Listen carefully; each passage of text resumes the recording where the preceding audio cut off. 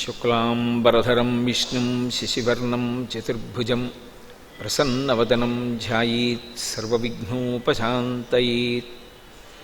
గురుర్బ్రహ్మా గురుర్విష్ణుః గురుర్దేవో మహేశ్వరః గురుః సాక్షాత్ పరం బ్రహ్మ తస్మై శ్రీ గురవై నమః.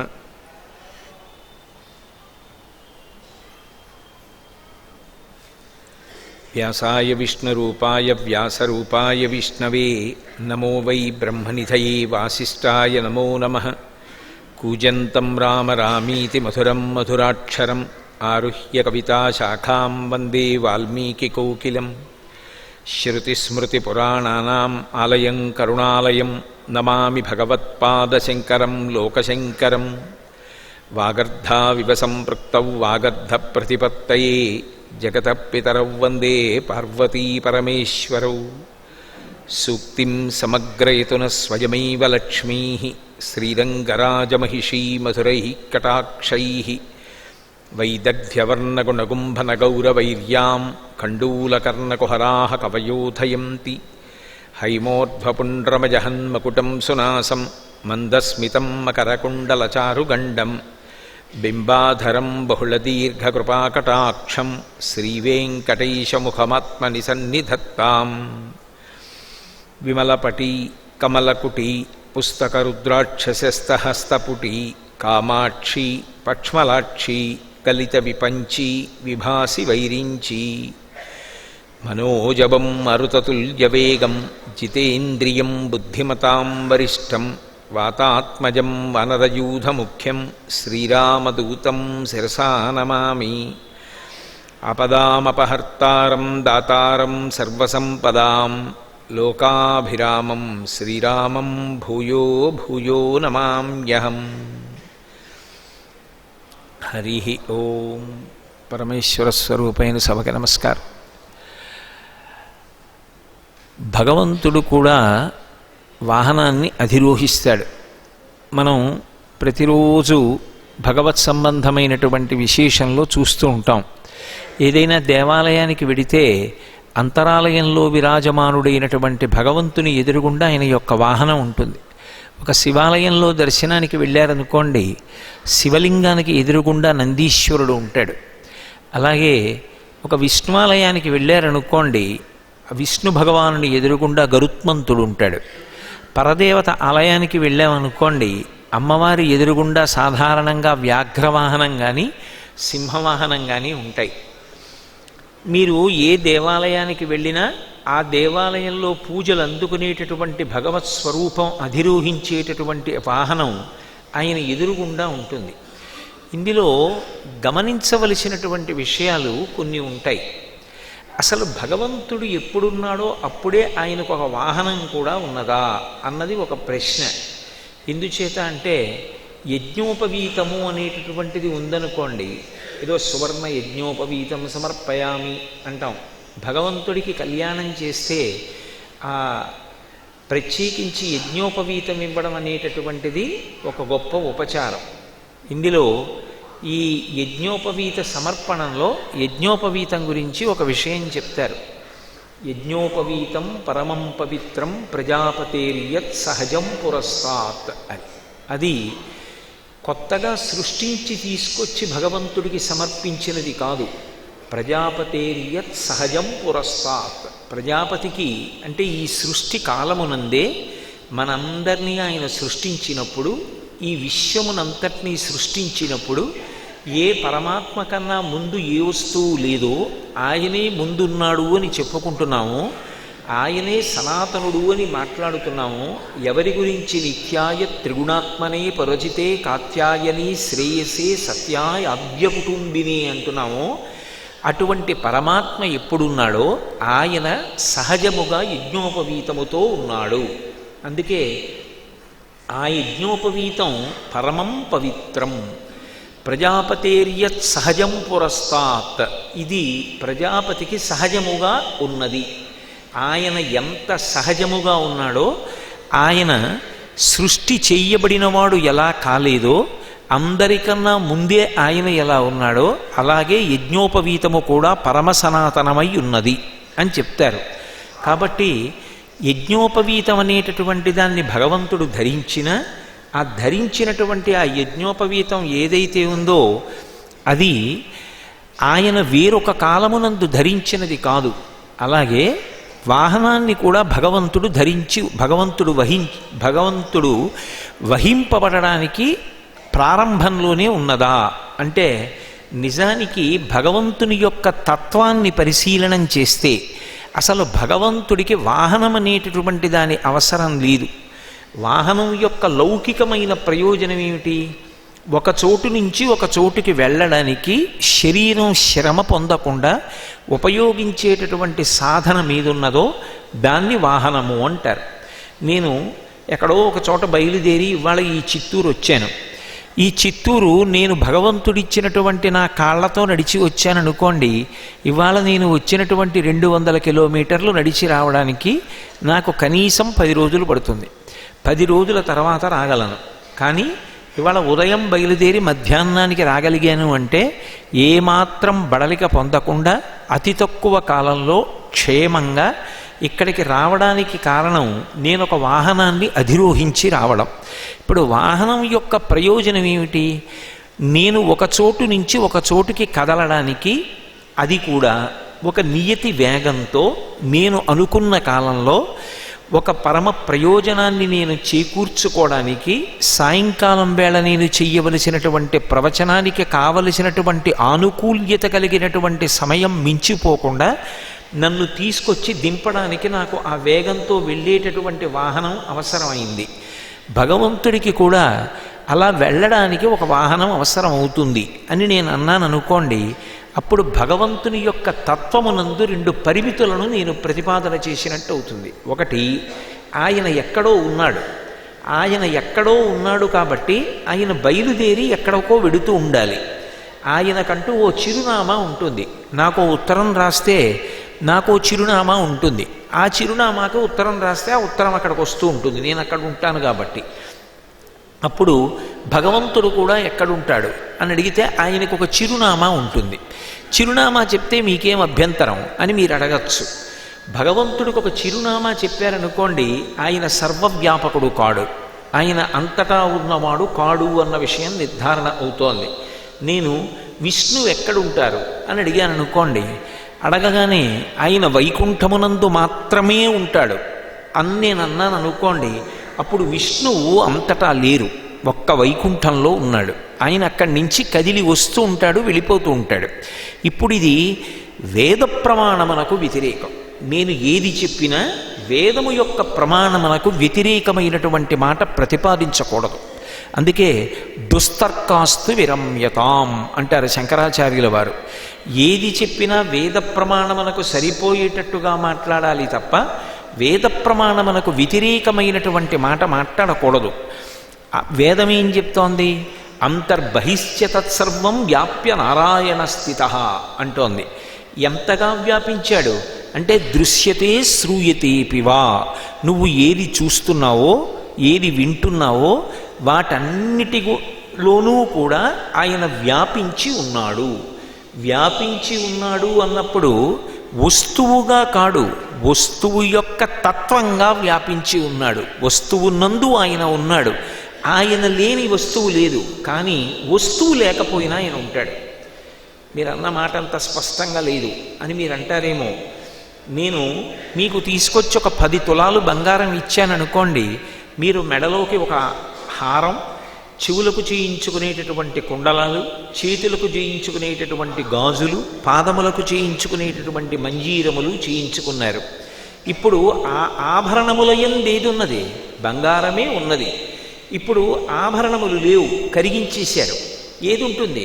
బంగారం ఉంటుంది. ఆభరణములు లేకపోయినా బంగారం ఉంది. బంగారం లేకుండా ఆభరణాలు చేయండి. నేను బంగారం ఇవ్వకుండా మీరు గాజులు చేయించుకోండి, మంజీరములు చేయించుకోండి, గాజులు ఏదో కంఠహారములు చేయించుకోండి అంటే దేనితో చేస్తారు? అంటే అక్కడ కనపడుతున్నది నామరూపాత్మకంగా వస్తువులు అయినప్పటికీ కూడా ఒక పేరు పెట్టి పిలుస్తూ ఒక రూపాన్ని పొంది అక్కడ వస్తూ ఉన్న యథార్థమునకు తత్వత అందులో ఉన్నది ఇది అంటే బంగారమే ఉన్నది. ప్రమిదలు, పాలికలు అని నేను అన్నాను అనుకోండి. ప్రమిదలు అంటే దీపం పెట్టేటటువంటి చిన్న చిన్నవి, పాలికలు అంటే పేలాలు మొదలైనటువంటి పోసుకునేటటువంటి పెద్ద పెద్ద ప్రమిదలు. ఇప్పుడు ప్రమిదలు మట్టి యొక్క వికారమే, పాలికలు మట్టి యొక్క వికారమే. ప్రమిదలు పాలికలు లేకపోవచ్చు, కానీ వాటిని తడిపినప్పుడు మట్టి ఉంటుంది. మట్టి లేకుండా పాలికలు ప్రమిదలు మాత్రం ఉండవు. విష్ణువు అన్న మాటకు అర్థం ఏమిటంటే వ్యాపకత్వమును పొంది ఉన్నాడు, ఆయనే ఉన్నాడు, ఆయన వినా వేరొకటి లేదు. కానీ మాయ అనేటటువంటి మాట చేత నామరూపములుగా కనపడుతున్నాడు. ఒక పేరు ఒక రూపంగా కనపడుతున్నాడు, బంగారము నామరూపములుగా కనపడినట్టు. కానీ యథార్థములకు ఉన్నది మాత్రం ఆయనే. ఇది వేదం చెప్తున్న మాట. అంతర్బహిశ్చ తత్సర్వం వ్యాప్య నారాయణ స్థిత.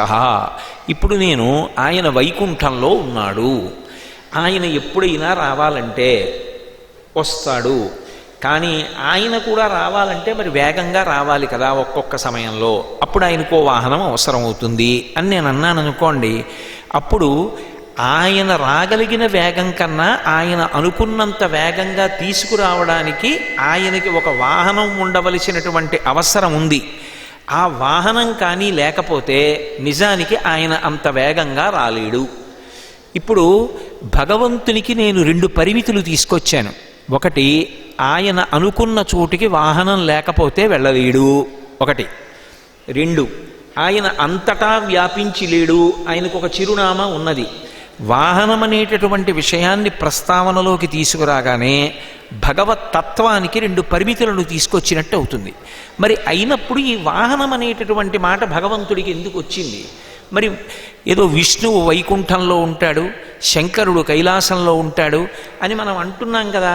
పోతన గారు భాగవతంలో అలా వైకుంఠపురంబులు నగరిలో వామూల సౌధంబుదాపల మందారవనాంతరామృతధర ప్రాతీందు కాంతోపలోత్పల పర్యంకరమా వినోదియగు ఆపన్న ప్రసన్నుండు అని ఒక మాట వాడారు కదా.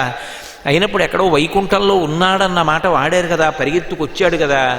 అలాగే శివుడు కైలాసంలో ఉన్నాడనేటటువంటి మాట సుస్పష్టంగా తెలుస్తోంది కదా, తెల్లవారి లేస్తే వింటున్నాం కదా, కైలాసంలో ఆయన ఉన్నాడు అంటారు కదా.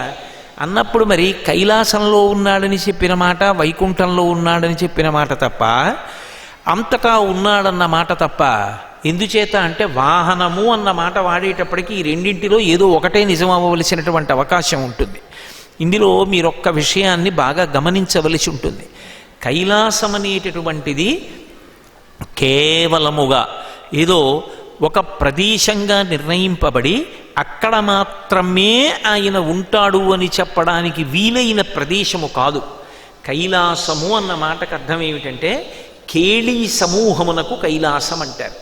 కేళి అన్న మాటకు అర్థం ఏమిటంటే ఎక్కడ లాస్య తాండవములు 2 జరుగుతాయో దాన్ని కేళి అంటారు. లాస్యము తాండవము అని 2 మాటలు. లాస్యము అన్న మాటకు అర్థం ఏమిటంటే ఒక భావాన్ని ముఖంలో ప్రకటిస్తే దాన్ని లాస్యం అంటారు.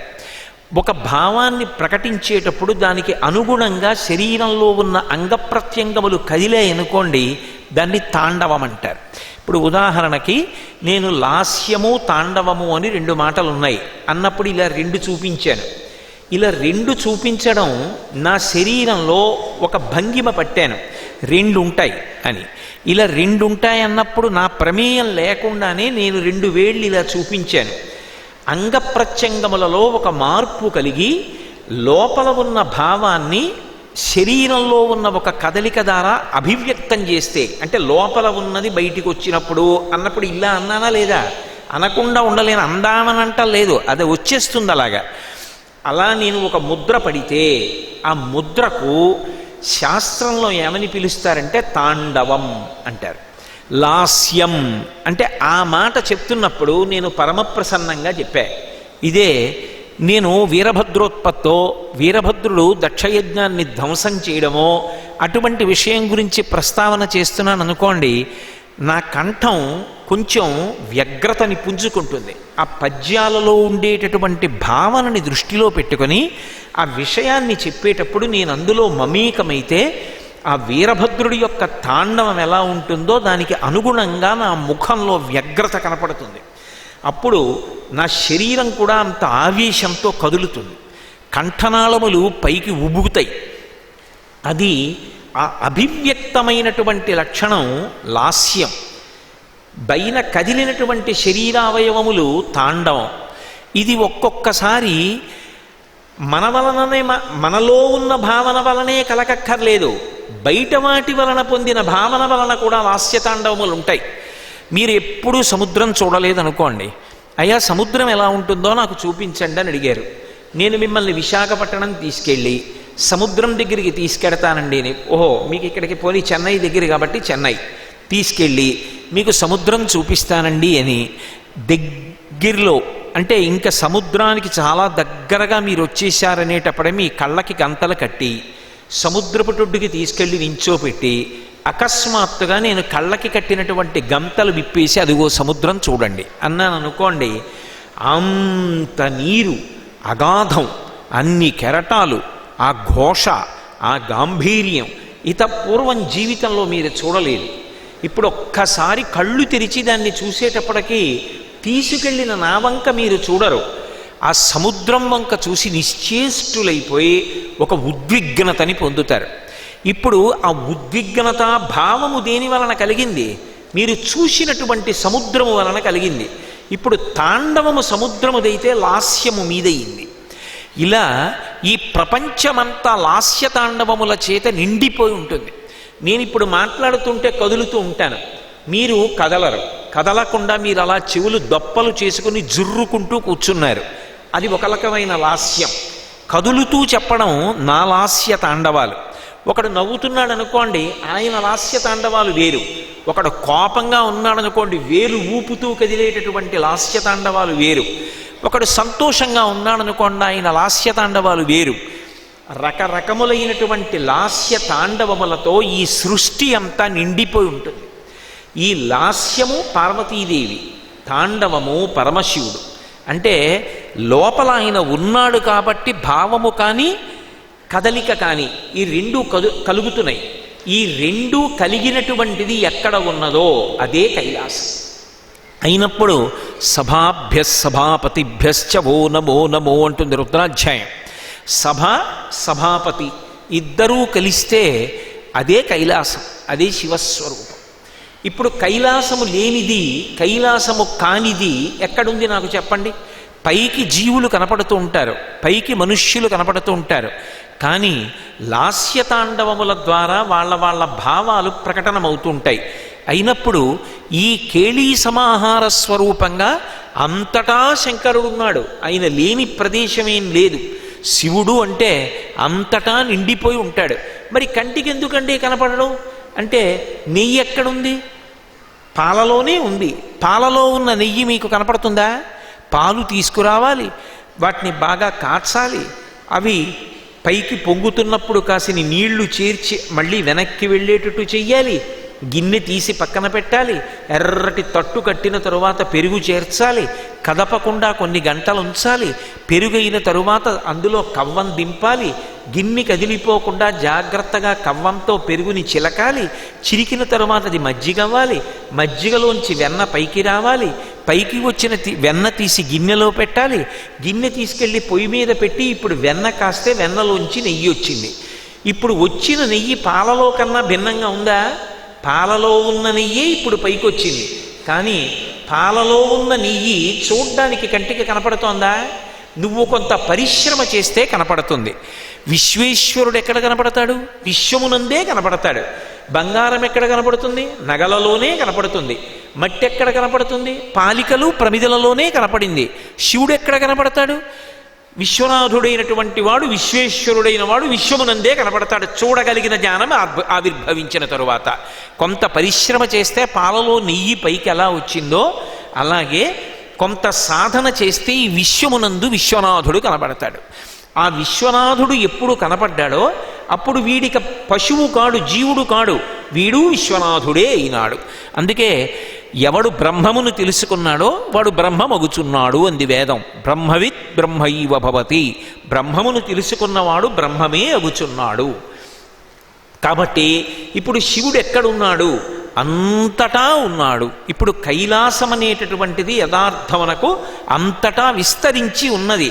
కానీ ప్రారంభంలో బాగా అర్థం అవ్వడం కోసమని ఆయన ఒకచోట ఉన్నాడని అక్కడ తాండవం చేస్తాడని చెప్తారు.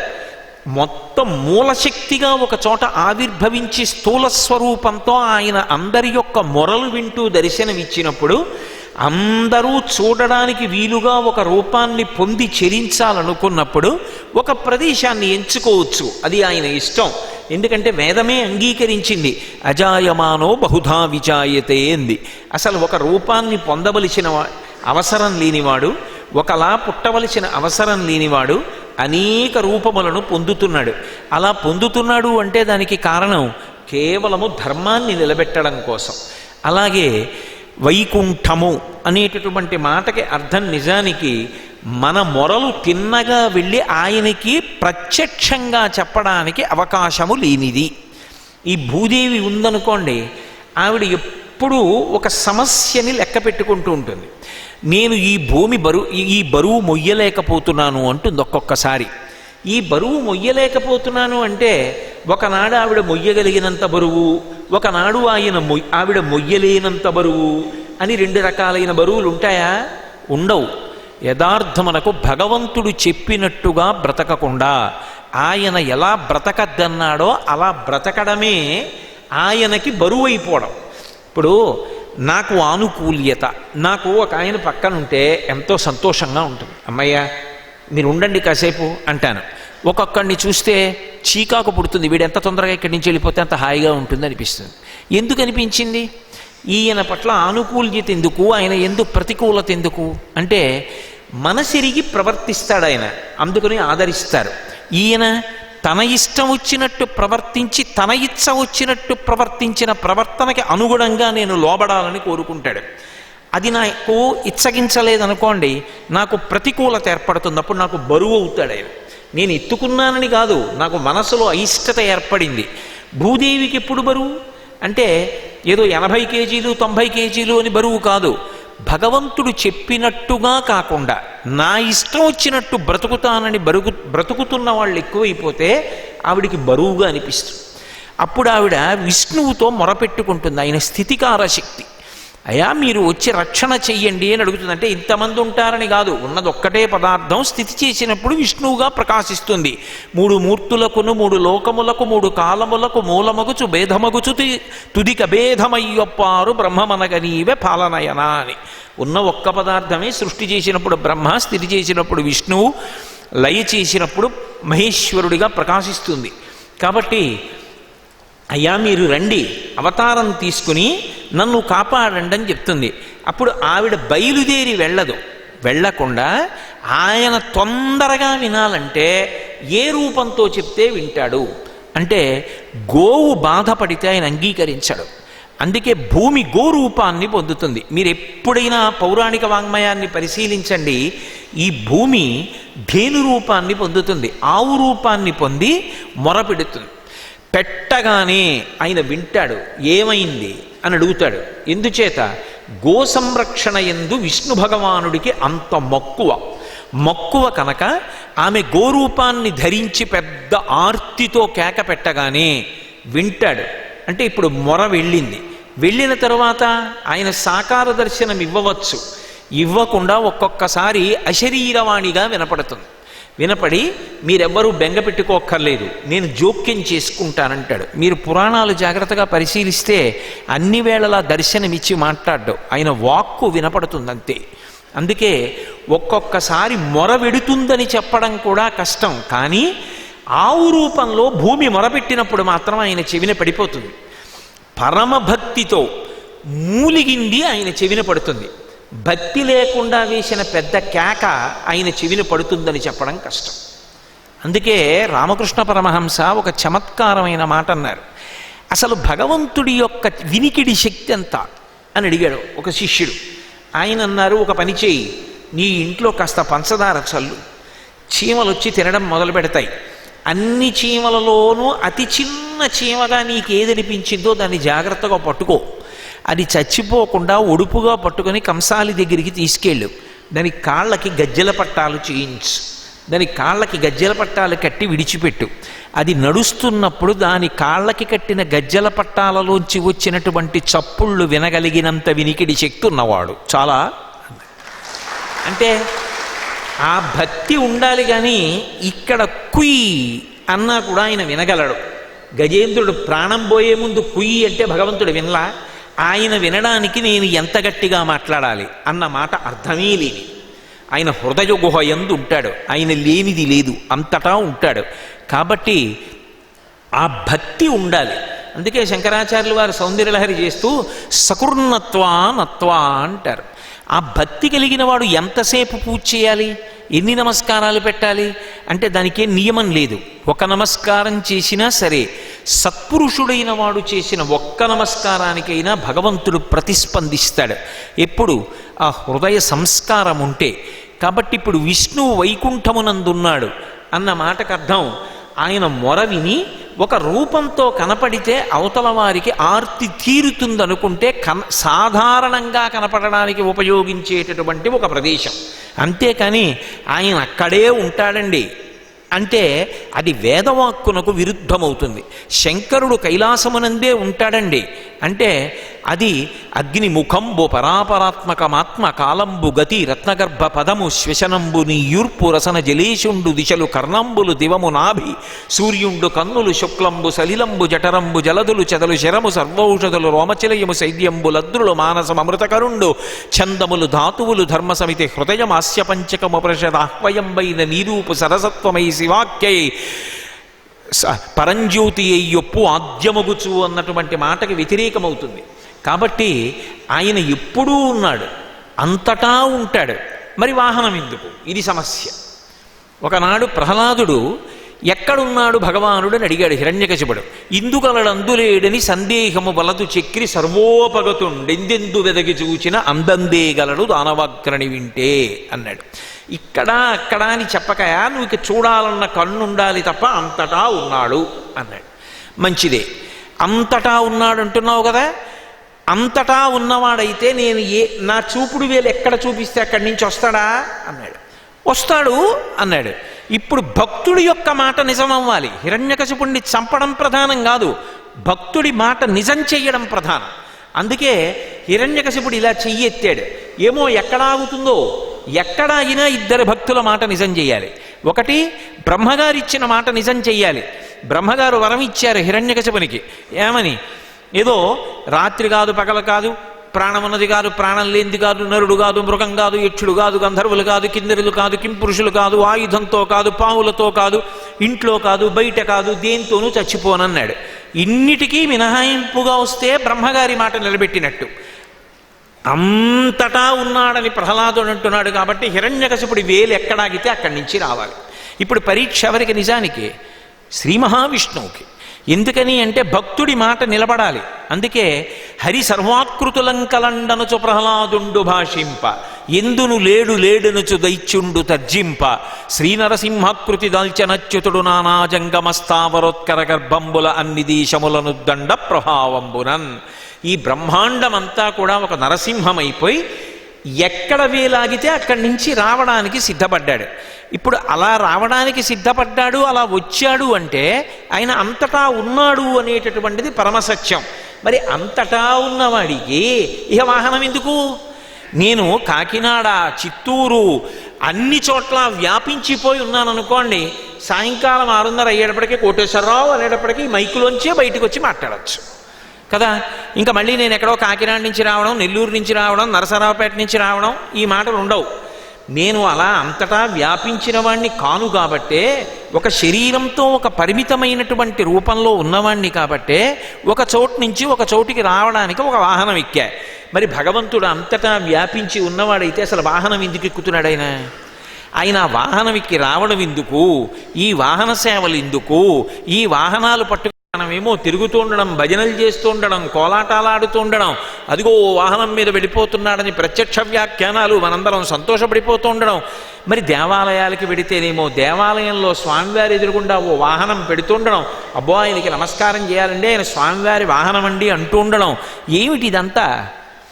అందుకని భగవంతుని యొక్క వాహనం దగ్గరికి వచ్చేటప్పటికి తెలుసుకోవలసినటువంటి ఒక ప్రధానమైనటువంటి రహస్యం ఒకటి ఉన్నది అని గుర్తు.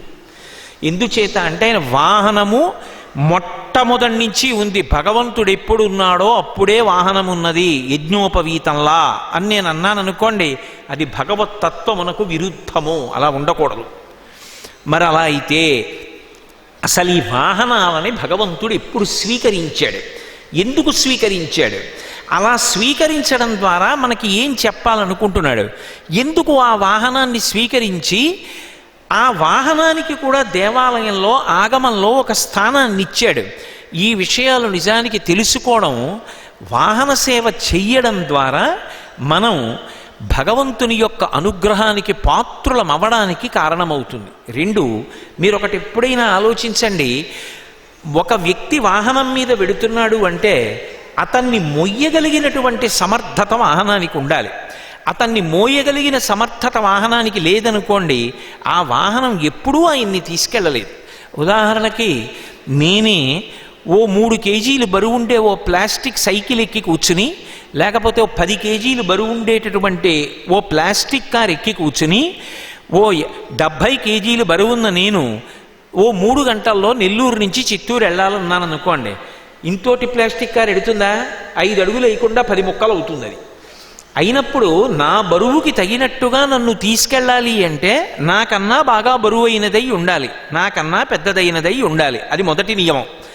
మీరు అలా ఆలోచిస్తే వినాయకుడికి వాహనం ఎలక ఎలా కుదురుతుంది? తత్వానికి అందుతుందా? చచ్చి ఊరుకుంటుందా ఎలక? ఆయన చూస్తే శుక్లాంబరధరం విష్ణుం శశివర్ణం చతుర్భుజం ప్రసన్నవదనం లంబోదరం విశాలాక్షం సుముఖశ్చైకదంతశ్చ కపిలో గజకర్ణకః లంబోదరశ్చ వికటో విఘ్నరాజో గణాధిపః. ఇన్ని గుణములున్నటువంటి వాడు, ఇంత లంబోదరం ఉన్నవాడు, ఏనుగు ముఖం ఉన్నవాడు, ఆయన వెళ్ళి ఓ ఎలక మీద కూర్చుంటే ఎలక వెడుతుందా? నెత్తురుకొక్కు చచ్చిపోదు. ఏమిటి వాహనాలు అసలు? ఎందుకు వచ్చాయి సనాతన ధర్మంలో? వాహనం లేకుండా పోనీ పూజ చేద్దామా? కుదరదే. దేవాలయంలో ఎదురుగుండా వాహనం ఉండాలి. అందుచేత వాహనం అనేటటువంటి విషయాన్ని బాహ్యంలో పరిశీలనం చేసినప్పుడు చాలా తేలికైన విషయంగా కనపడినా, నిజానికి తత్వతః పరిశీలించినప్పుడు మాత్రం ఆ వాహనానికి చాలా చాలా వైశిష్ట్యం ఉంటుంది. ఈ పరిమితులను దాటి వాహనాన్ని భగవంతుడు ఎందుకు తీసుకోవలసి వచ్చింది? అనుగ్రహించి విడిచిపెడితే సరిపోలేదా? భక్తుల్ని ఎందరో అనుగ్రహించాడు. అలా ఒక గరుత్మంతుణ్ణి అనుగ్రహించవచ్చు, ఒక శేషుణ్ణి అనుగ్రహించవచ్చు, ఒక నందీశ్వరుణ్ణి అనుగ్రహించవచ్చు. వాహనంగా ఎందుకు తీసుకున్నాడు అన్నప్పుడు ఆ తత్వం అర్థమైతే, తత్వం తెలుసుకున్నవాడు ఆ వాహన సేవ చేసినా, వాహన సేవ చూసినా, వాహనం గురించి ఆలోచించినా, వాహనానికి నమస్కరించినా దాని వలన కొన్ని ప్రయోజనములు కలుగుతాయి. నేను ఈ మాట అన్నాను కాబట్టి, ఆది దంపతులు గనక పరమశివుడి యొక్క నందివాహనం గురించి మీకు ఒక మాట మనవి చేస్తా. శంకరుడు ఎప్పుడు ఉన్నాడు అని అడిగారు అనుకోండి, శంకరుడు ఎప్పుడు లేడు అని నేను ప్రశ్న వేయవలసి ఉంటుంది. ఎందుకంటే మహాప్రళయంలో అన్నీ ఆయనలోకి వెళ్ళిపోతాయి. మళ్ళీ బయటికి రావాలంటే ఆయనలోంచే రావాలి. కాబట్టి ఉన్నది ఎవరు? ఆయనే ఉన్నాడు. ఆయన వినా ఇంకొకటి లేదు. ఆయన వినా ఇంకొకటి లేకపోతే ఆయనతో పాటే ఈ వృషభ వాహనం కూడా మొదటి నుంచి ఉందా? లేదు అని చెప్తున్నాయి శాస్త్రాలు. ఎందుకు లేదు అంటే, వృషభము అనేటటువంటి రూపంలో లేకపోవచ్చు, కానీ వృషభ తత్వము వాహనంగా మాత్రం ఆయనకుంది. ఆ భేదాన్ని తెలుసుకోవాలి. అది వాహనం యొక్క వైశిష్ట్యం అంటే. ఒకప్పుడు శిలాదుడు అనబడేటటువంటి పేరు కలిగిన మహర్షి, ఆయనకు ఒక విచిత్రమైన కోరిక కలిగింది. భక్తుల యొక్క కోర్కెలు ఎంత విచిత్రమైనవి కలగనివ్వండి, ఆ భక్తికి భగవంతుడు కూడా కట్టుబడతాడు. దేని చేత కట్టేస్తారో దాన్ని పాశం అంటారు. భగవంతుణ్ణి కట్టడానికి తాడు ఉండదు. మన్ని కట్టడానికి కర్మపాశములు ఉంటాయి. కట్టేయాలంటే రకరకాల తాళ్ళు ఉంటాయి. భగవంతుణ్ణి కట్టడానికి ఒకే ఒక తాడు ఉంటుంది. ఏమిటా తాడు అంటే భక్తి అనబడేటటువంటి పాశం. ఆ భక్తికి భగవంతుడు కూడా కట్టబడతాడు. అందుకే శిలాదుడన్న మహర్షి పరమభక్తితో ఇంద్రుడి గురించి తపస్సు చేశాడు. ఆ తపస్సు చేసినప్పుడు అనుగ్రహించడానికి ఇంద్రుడు ప్రత్యక్షమయ్యాడు. నీకేం కావాలి అని అడిగాడు. ఆయన, నాకు 2 రకములైనటువంటి గుణములు కలిగినటువంటి కుమారుడు కావాలి. ఒకటి ఆ పిల్లవాడు అయోనిజుడయి ఉండాలి. అయోనిజుడు అంటే స్త్రీ పురుష సంపర్కము వలన లోకమంతా ఎలా ఏర్పడుతోందో అలా స్త్రీ యొక్క గర్భవాసం చేసి బయటికి వచ్చేటటువంటి వాడు కాకూడదు. వాడు స్వయంభూ, తనంత తాను ఆవిర్భవించాలి. 2, అలా పుట్టినటువంటి పిల్లవాడు మృత్యువునకు అతీతుడు కావాలి. వాడు పుట్టలేదు కనుక మరణించకూడదు. వాడు స్వయంభువు, ఆవిర్భవించాడంతే. వాడొక తల్లి కడుపులోంచి పుట్టలేదు, వాడి పుట్టుకకు తండ్రి కారణము కాడు. అటువంటి వాడు కావాలి. కానీ వాడు నా కుమారుడు అని నేను చెప్పుకుని గర్వపడాలి. అటువంటి కుమారుణ్ణి నాకు ఇయ్యి అని అడిగాడు. అడిగితే దేవేంద్రుడు అన్నాడు, నాకు కూడా ఒక అధికార పరిధి అని ఉంటుంది. దేవతలకు కూడా అధికార పరిధి ఉంటుంది.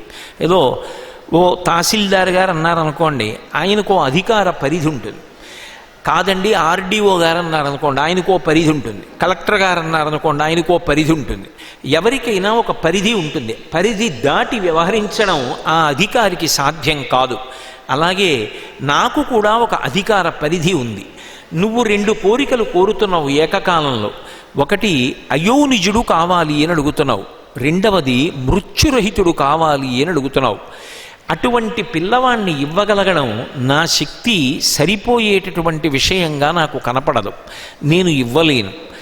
అలా ఇవ్వగలిగిన వాడు ఎవరై ఉండాలి అంటే, అసలు ఎవరి అధికారమునకు ఇక అవధి లేదు, ఆయన సర్వోన్నతుడు, ఆయన అధికారమును ప్రశ్నించడం సాధ్యం కాదు, సర్వోత్కృష్టమైనటువంటి సార్వభౌమ పదవి యందు ఉంటాడో అటువంటి వాడు చెయ్యగలడు.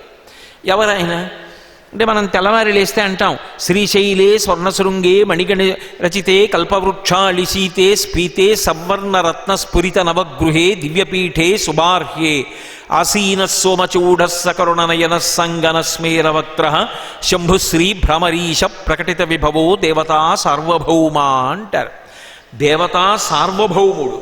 ఆయనని ఈ పని ఎందుకు చేశావని కానీ, ఈ పని ఇలా ఎందుకు చేశావని కానీ, ఇలా ఎందుకు చెయ్యలేదని కానీ, నువ్వు ఇంత తేలికగా ఎందుకు అనుగ్రహించావని కానీ, ఇలా ఎందుకు అనుగ్రహించలేదని కానీ అడగగలిగిన ఇంకొకడు ఉండడు.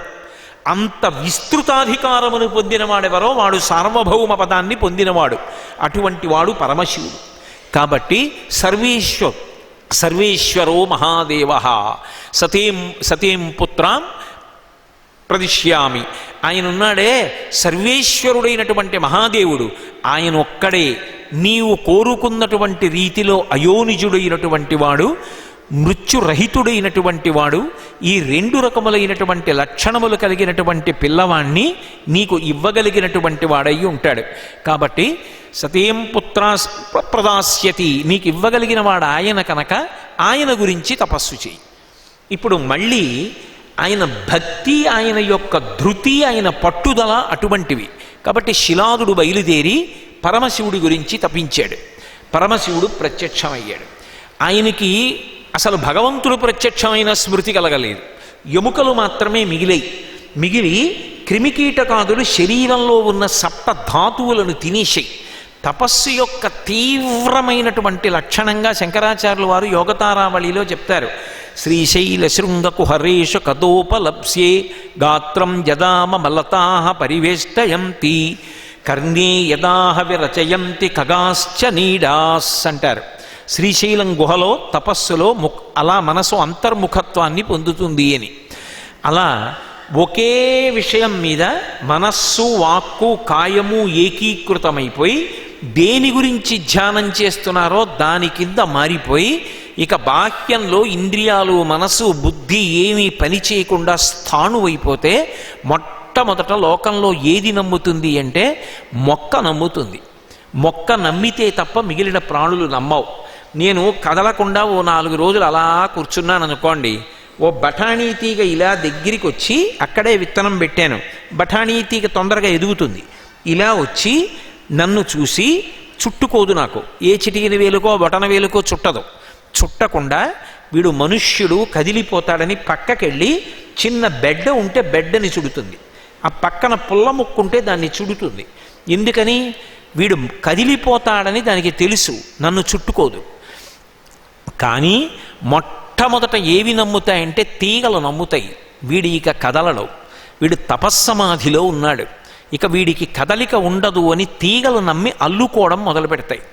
తీగలు అల్లుకున్నాయనుకోండి, పక్షులు నమ్ముతాయి ఇది కదలదిక. ఇది అంటే వాటి దృష్టిలో అది ఒక కంకాళం లాంటిది, ఇక కదలదు. కాబట్టి దీన్ని మనం వాడుకోవచ్చు. అప్పుడు అవి ఏం చేస్తాయంటే పుల్లలు తెచ్చి చెవులలో గుచ్చుతాయి. గుచ్చి దాంట్లో గూడు పెడతాయి. గూడు పెట్టి పిల్లల్ని పెడతాయి. ఈ పిల్లలు పక్షులు రాత్రి సాయంకాలం వేళ ఉదయం వేళ బ్రహ్మాండమైన చప్పుడు చేస్తాయి. చెవిలో పుల్లలు పెట్టి గూడు పెట్టి పక్షులు అరిచినా, ఒంటికి తీగలు చుట్టుకున్నా ఎప్పుడైతే కదలలేదో సరీసృపములు నమ్ముతాయి. పుట్టలు పెట్టి చీమలు చేరుతాయి, అందులోకి పాములు చేరుతాయి. ఇక ఇది కదలదు కనుక ఇందులో ఉన్నవి మనం తినేయచ్చని అవి శరీరంలో ఉన్న సప్తధాతువులను తినడం మొదలు పెడతాయి. ఒకప్పుడు భగవాన్ రమణులు పాతాళలింగం దగ్గర కూర్చునుంటే ఆ స్థితిలో ఉండగా ఆయన ఏ కదలిక లేకుండా ధ్యానంలో ఉండిపోతే కొన్ని నెలల పాటు ఆయన తొడల కింద తేళ్ళు జెర్రిలు చేరి కరిచేసి కారిపోయినటువంటి నెత్తురు అంతటినీ కూడా జుర్రేసుకున్నాయి. ఆ తొడల కింద ఉన్నటువంటి కోమలమైనటువంటి మాంసాన్నంతటినీ కొరికి తినేసాయి. అంత భయంకరమైనటువంటి స్థితిలో శరీరం అంతా కూడా ముక్కలు ముక్కలుగా తెగిపోతున్నా, నెత్తురంతా కారిపోతున్నా ఆయనకి మాత్రం బాహ్య స్మృతి లేదు. తనలో తాను భగవంతుని యొక్క దర్శనమునందు సమాధి స్థితిలో ఉన్నారు. ఒకటి మనం సాధించలేకపోయామని లోకంలో అలా ఎవరూ సాధించరు అని అనకూడదు. నేను డాక్టర్ని అవ్వలేదు కాబట్టి ఎవరూ డాక్టర్లు ఉండరు అనకూడదు. నేను తపస్సమాధిలోకి వెళ్ళలేదు కాబట్టి అలా వెళ్ళేవాళ్ళు ఉండరు అని అనకూడదు. ఎందరో పెద్దలు అలా వెళ్ళిన వాళ్ళు ఉన్నారు. శిలాదుడు కూడా అటువంటి స్థితిలోకి వెళ్ళిపోయాడు. అందుకని భగవానుడు చూశాడు, అరే కేవలం ఒక అస్థిపంజరంలా మిగిలిపోయాడు అని తన దివ్యమైనటువంటి స్పర్శని అనుగ్రహించాడు. ఆయన యొక్క కరస్పర్శ తగలగానే శిలాదుడు యథారూపాన్ని పొందాడు. భగవత్కర స్పర్శ కనుక ఇప్పుడు భగవంతుడు తలుచుకున్నాడు, ఒక స్థూల రూపాన్ని పొందాడు. పొంది ముట్టుకున్నాడు. ముట్టుకోగానే ఆయన దివ్యమైన తేజస్సుతో ద్విగుణీకృతమైనటువంటి ఉత్సాహంతో శరీరంతో లేచి నిలబడి భగవంతుణ్ణి స్తోత్రం చేశాడు. శంకరుడు అన్నాడు, తెలియక కాదు, భక్తుడి ఆర్తి కొద్దీ చెప్పడంలో సంతోషం ఉంటుందని అడుగుతాడు. సర్వజ్ఞుడైన పరమాత్మకి తెలియదా దేని గురించి తపస్సు చేశాడో? దేనిని గూర్చి ఇంత తపస్సు చేశావు అన్నాడు. నాకు అయోనిజుడు కావాలి, మృత్యురహితుడు కావాలి అని అడగగానే ఆయనకు ఒక విషయం అనిపించింది. ఇంద్రుడు అందుకే కదా వరం ఇవ్వనన్నాడు. అయోనిజుడు, మృత్యువు లేనివాడు ఎవరు? మహాప్రళయంలో అన్నీ తనలోకి తీసేసుకుంటాడు, తాను ఉంటాడు. అంటే శాశ్వతుడు ఈయనొక్కడే. అంటే నేను తెలిసి కానీ తెలియక కానీ అడుగుతున్నది ఈయన్ని నాకు కొడుగ్గా రమ్మని అడుగుతున్నాను అని నీలాంటి వాడు ఇప్పుడు మూడోది కలిపాడు. కలిపి కొడుకు కావాలి అన్నాడు. ఆయన అన్నాడు, నీ భక్తికి మెచ్చుకున్నాను. ఇత పూర్వం బ్రహ్మాదులు నన్ను ఒక విషయం అడిగారు. నేను మహాధర్ముణ్ణి వాహనంగా వెడుతూ ఉంటాను. వాహనం అంటే అది నా తత్వం అయి ఉంటుంది, అది నన్ను వహిస్తుంది. అది సాకార రూపాన్ని పొందేటట్టుగా ఒక అవతారం తీసుకోమని నన్ను అడిగారు. అంతటా ఉన్న నేను అందరూ చూడ్డానికి వీలుగా ఒక రూపాన్ని పొందాలి. ఇప్పుడు నువ్వు అడిగావు కాబట్టి ఇప్పుడు నేను నీకు కుమారుడిగా వస్తాను. కానీ అయోనిజుడుగా రావాలని కదూ నీ కోరిక, పుత్రకామేష్టి చెయ్యి. యజ్ఞకుండంలోంచి వస్తాడు నీకు కొడుకు. ఆయన వెళ్ళాడు, పరమశివుని యొక్క ఆజ్ఞ మేరకు గొప్ప యజ్ఞం చేశాడు. యజ్ఞం ఏమివ్వదు? శ్రియమిచ్చి తహుతాశన సమస్త కోర్కెలు అగ్నిహోత్రుడి ద్వారా తీరుతాయి. అందుకే అగ్నికుండంలోంచి ఒక పిల్లవాడు ఆవిర్భవించాడు. ఆ వచ్చినవాడు శంకరుడి యొక్క అవతారమని తెలుసుకోవడానికి వీలుగా త్రయంబకుడయ్యి ఉన్నాడంటే 3 కన్నులతో ఉన్నాడు. 3 కన్నులతో 4 చేతులతో పుట్టాడు ఆ పిల్లవాడు. ఆ పిల్లవాడిని చూడగానే తండ్రికి అపరిమితమైనటువంటి ఆనందం కలిగింది. ఎందుకని? లోకంలో ఎందరో తండ్రులు ఉంటారు, ఎందరో బిడ్డలు ఉంటారు. కొడుకుని చూడగానే తండ్రికి ఆనందం కలుగుతుంది. ఎందుకని? నా హృదయం నుంచి జారినటువంటి నా తేజస్సు కొడుకు రూపంలో వచ్చింది అని సంతోషిస్తాడు. ఆత్మ వైపుత్రనామాసి అంటుంది వేదం. తానే పుత్రుడిగా లోకంలో కొనసాగింపుగా నడుస్తున్నాడు అని. కాబట్టి లోకంలో ఏ కొడుకైనా తండ్రికి ఆనందాన్ని ఇస్తాడు. అందుకే కొడుక్కి ఒక పేరుంది, నందనుడు అంటారు. నందనందనుడు అంటే నందుడి యొక్క నందనుడు, నందుడికి ఆనందం ఇచ్చినవాడు. కౌసల్యానందనుడు, కైకేయీ నందనుడు, దశరథ నందనుడు, నందనందనుడు, యశోదానందనుడు, దేవకీ నందనుడు. నందన శబ్దం చేత అర్థం ఏమిటంటే తల్లికి తండ్రికి ఆనందం ఇచ్చినవాడు కనుక నందనుడు. కానీ ఈ పిల్లవాడు నా తేజస్సు వలన పుట్టినవాడు కాడు. కానీ నేను అంత గొప్ప తపస్సు చేసి అయోనిజుడైన పిల్లవాడు, మృత్యురహితుడైన పిల్లవాడు, నీ అంశలో వచ్చిన పిల్లవాడు నాకు కావాలని అడిగితే నా తపస్సుకి మెచ్చి శంకరుడిచ్చిన పిల్లవాడు నా కుమారుడు అని నేను చెప్పవచ్చు.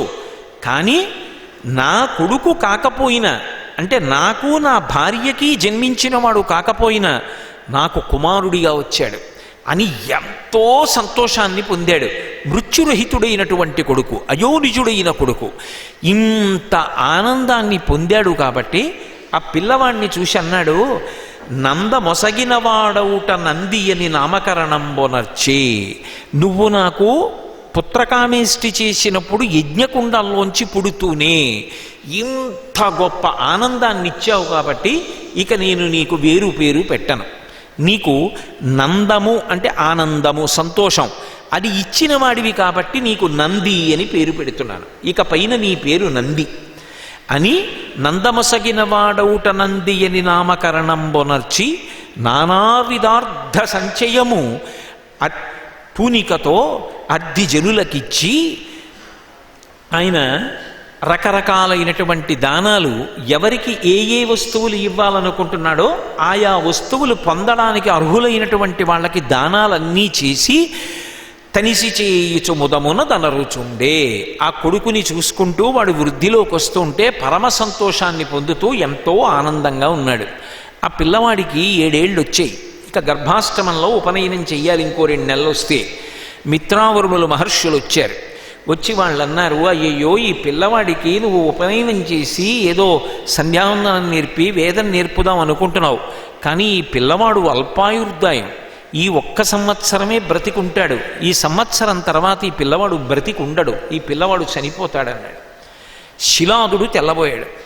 అదేమిటి, నేను వరం అడిగినప్పుడు మృత్యురహితుణ్ణి కదా అడిగాను, కానీ శంకరుడు ఇస్తానని మాట ఇచ్చాడు కదా, మళ్ళీ ఇదేమిటి మృత్యురహితుడైనటువంటి పిల్లవాడిని ఇవ్వకుండా 8వ సంవత్సరంలో మరణించేవాడిని ఇచ్చాడు అని తడబాటు పొందాడు.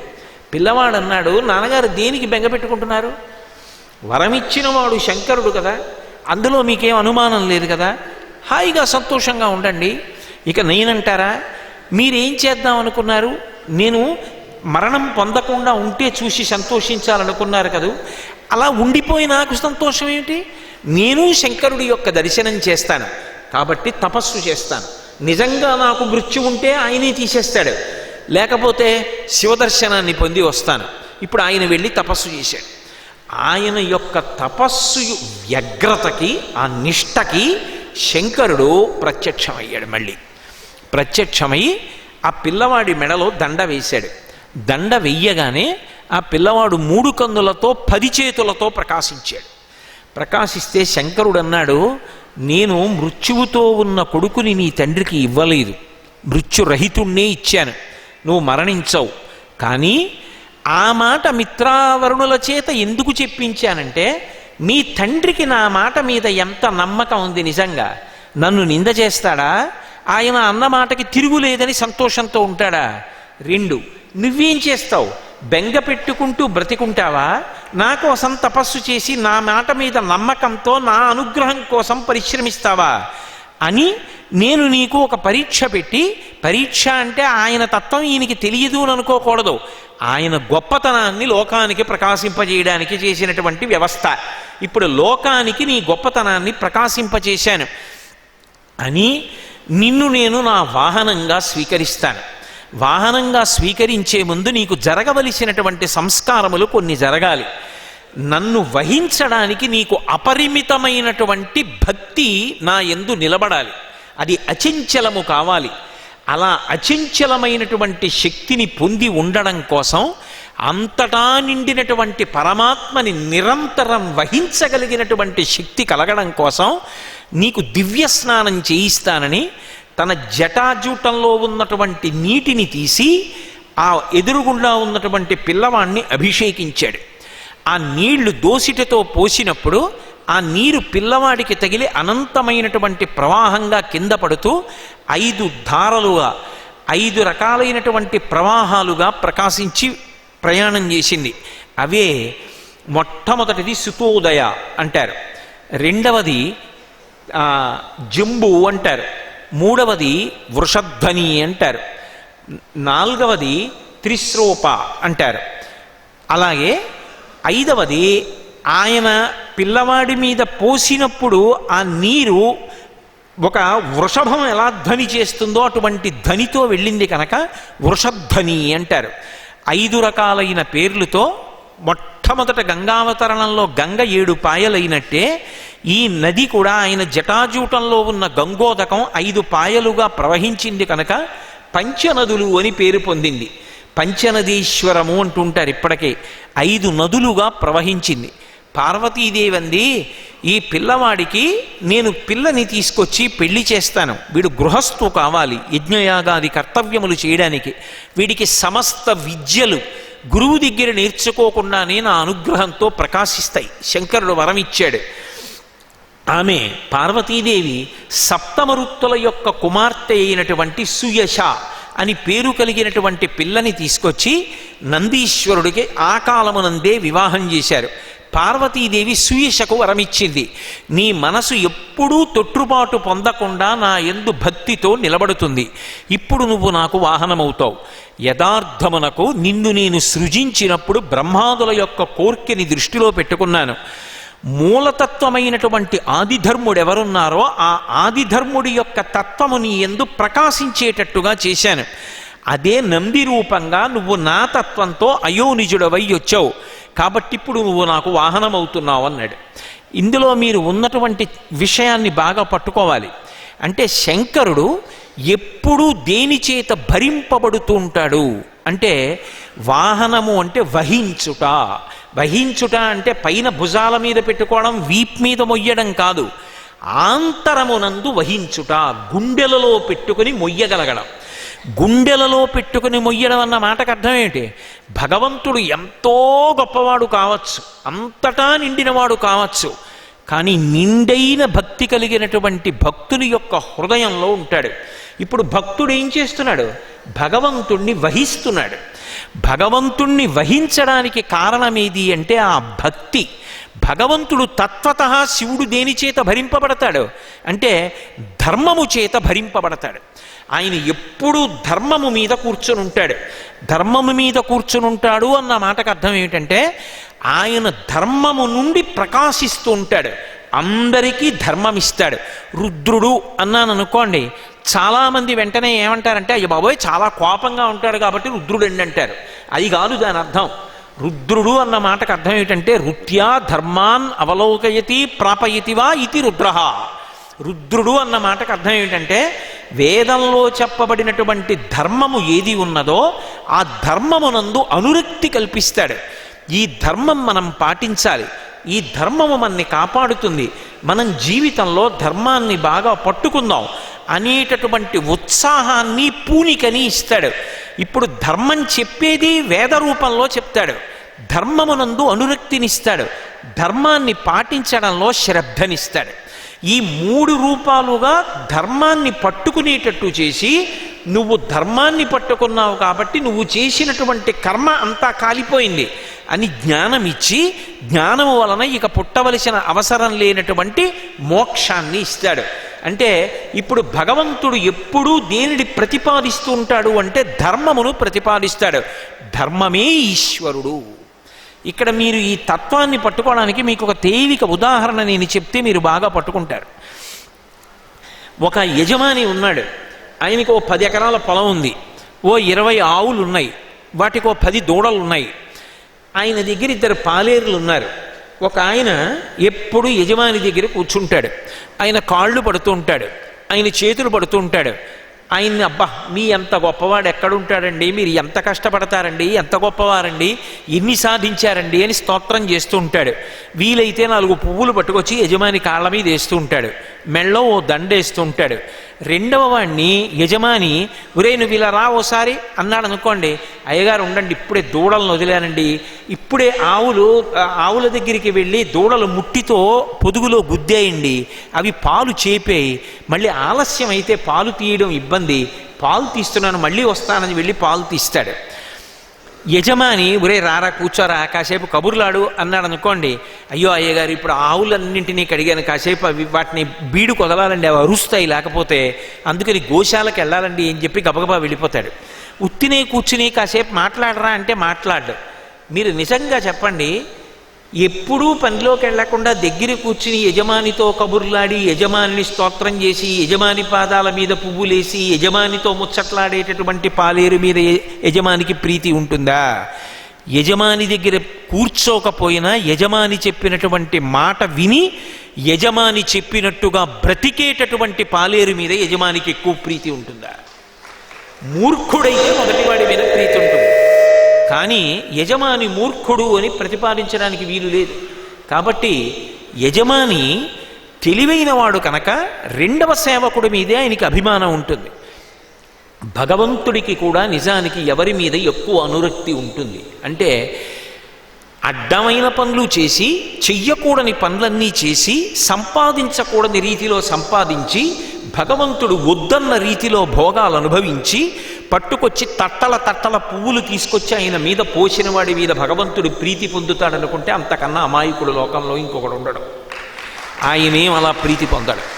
అందుకే శంకరాచార్యులు వారు శివానందలహరి చేస్తూ ఒక మాట చెప్తారు, గభీరే కాసారే విశతి విజనే ఘోర విపినే విశాలే శైలే చ భ్రమతి కుసుమార్థం జడమతి సమర్ప్యై చేత సరసిజముమానాధభవతే సుఖేనావస్థాతుం జనైహ నజానాతి కిమహో అంటారు.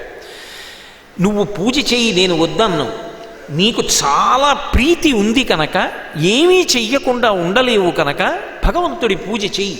నా కొడుకు మీద నాకు చాలా ప్రీతి ఉంటే వాడికో లడ్డూ పెట్టకుండా, వాడికో పండు ఇవ్వకుండా ఉండలేను కదా, పూజ చెయ్యి. కానీ అంతకన్నా భగవంతుడు చాలా ఇష్టపడేది ఏమిటంటే, ఆయన ఎలా బ్రతకమన్నాడో అలా బ్రతుకు. ఇప్పుడు నందీశ్వరుడు ఏం చేస్తున్నాడు శివాలయంలో? ఎప్పుడూ శివుడి వంక చూస్తూ ఉంటాడు. రోహిణీకార్తె వచ్చిందనుకోండి, కాలిపోతూ ఉంటుంది, ఎండ వడగాట్టు వీస్తూ ఉంటుంది. మీరు నందిని ముట్టుకుంటే వేళ్ళు కాల్తాయి, అంత వేడెక్కిపోతుంది. అలాగని నేను కాసేపు ఏదైనా నీళ్ళలోకి పోతానని లేచి పెడతాడా? వెళ్ళడు. పృష్ఠభాగాన్ని ప్రపంచానికి పెడతాడు, దృష్టిని శంకరుడి మీద పెడతాడు. ఎప్పుడూ పరమశివుణ్ణి చూస్తూ ఉంటాడు. బయట హోరున వాన తడిసి ముద్దయిపోతున్నాడు, ఆయన కదలడు, శివుణ్ణి చూస్తూ ఉంటాడు. బయట విపరీతమైన చలి, అన్ని ప్రాణులు వణికిపోయి దుప్పటి కప్పుకొని పడుకున్నాయి, ఆయన అలాగే శివుణ్ణి చూస్తూ ఉంటాడు తప్ప ఎప్పుడూ కూడా ప్రకృతి వైపుకి ముఖం తిప్పి పృష్ఠభాగాన్ని శివుడి వైపు మాత్రం తిప్పడం. దృష్టి ఎప్పుడు శివుడి మీద పెట్టి ఉంటాడు. అంటే దాని అర్థం ఏమిటి? నువ్వు ఏది చేస్తున్నా భగవంతుడి వైపు లోచూపు ఉండాలి. నేను ఈ పని చేస్తే భగవంతుడు ప్రీతి పొందుతాడా? నేను రేపు పొద్దున్నే ఓ పెద్ద గండబేరుండం అంచు పంచోటి కట్టేసుకుని, ఇంత విభూతి పుండ్రాలు పెట్టేసుకుని, బొట్టు పెట్టేసుకుని, అక్కడి నుంచి బయలుదేరి శివుడి దగ్గరికి వెళ్ళి కూర్చుని రుద్రాధ్యాయం చదివి అభిషేకం చేసేస్తే నన్ను నమ్మడానికి, ఆదరించడానికి ఆయన అమాయకుడా? నిన్న నువ్వేం చేసావో నాకు తెలియదురా కోటేశ్వరరావు అని అడగడా? నేను ఆయన చెప్పినట్టు బ్రతికాను. ఆయన చెప్పినట్టు బ్రతికి కాశిని బిందెడు నీళ్లతో ఆయనకు అభిషేకం చేసుకున్నాను, ఆయన మీద అభిమానంతో. స్వామి, నువ్వు చెప్పినట్టు బ్రతికే అదృష్టం నాకి అని. నేను ఒక విషయాన్ని అనుభవించేటప్పుడు, ఈ పని నేను చేస్తే, రేపు నేను పూజ చేస్తే స్వామి అంగీకరిస్తాడా ఆలోచించాను. ఆయన అంగీకరిస్తాడు, సంతోషిస్తాడు. ఒరే, నువ్వు నిన్నను చేసిన పనికి నేను మెచ్చుకున్నాను రా. నిష్కారణంగా నీకు ఒక అవకాశం వచ్చినా నువ్వు అనైతికంగా, అధార్మికంగా నువ్వు ఆ వస్తువుని అంగీకరించలేదు. నువ్వు ధర్మానికి కట్టుబడ్డావు. నేను చెప్పినట్టు బ్రతకాలనుకున్నావు. వాడు ఉన్నాడు, వాడు చూస్తున్నాడని భయపడ్డావు. అందుకే నీ పట్ల నాకు మక్కువ ఎక్కువ. ఇప్పుడు మక్కువ ఎక్కువ కనుక నేను తీసుకెళ్లి బిందెతో నీళ్లతో అభిషేకం చేసిన, నేను పంచామృతాలతోటి సమస్త పదార్థములతోటి అభిషేకం చేశానని స్వీకరిస్తాడు. ఆయన చెప్పినట్టుగా నేను ఇవాళ బ్రతకకుండా అన్ని తప్పుడు పనులే చేశాను. ఒక్కటి భగవంతుడు చెప్పింది లేదు. 2 గంటలు ప్రవచనం మాత్రం చేసి వెళ్ళిపోయి రేపు పొద్దున్న పూజ చేస్తానన్నాను అనుకోండి, నన్ను చూసి ఆయన సంతోషిస్తాడా? ఛీ ధూర్తుడా, అవతలకు పో. చెప్పేవి ప్రవచనాలు. నువ్వేం చేసావో నాకు తెలియదా? నిన్న నువ్వు ఎంత దుష్టమైన పనులు చేసి వచ్చావు. ఇవాళ నీ పూజ నేను తీసుకుంటానా? పో అవతలకంటాడా అండా. ఇప్పుడు నాకు ఒకటి చెప్పండి, భగవంతుడు చెప్పినట్టు బ్రతకడం ధర్మం అయితే ధర్మము చేత భగవంతుడి ప్రీతి పొందుతారా? కేవలముగా మన ఇష్టం వచ్చినట్టు బ్రతికి పూజ చేస్తే ఈశ్వరుడు ఇష్టపడతాడా? ఎవడి గుండెల్లో వాడు ఉన్నాడని గుర్తు, ఎవడు ఎప్పుడూ శివుణ్ణి చూస్తున్నాడని గుర్తు. నంది అయిన వాడు చూస్తున్నాడు. ఎవడు నంది? ఎవడు ఏ పని చేసినా ఒకటే పరీక్ష పెట్టుకుంటాడు, ఇది శంకరుడు అంగీకరిస్తాడా నేను చేస్తే? ఎవడూ చూడకపోవచ్చు, 3వ కంటి వాడు చూడకుండా చెయ్యలేవు. అందుకే లోకంలో ఒక మాట అంటారు, 3వ కంటికి తెలియకుండా చెయ్యి అంటారు. 3వ కంటికి తెలియకుండా అంటే ఈ 2 కళ్ళకే తెలుసు తప్ప ఇంకో కన్ను చూడటం లేదని.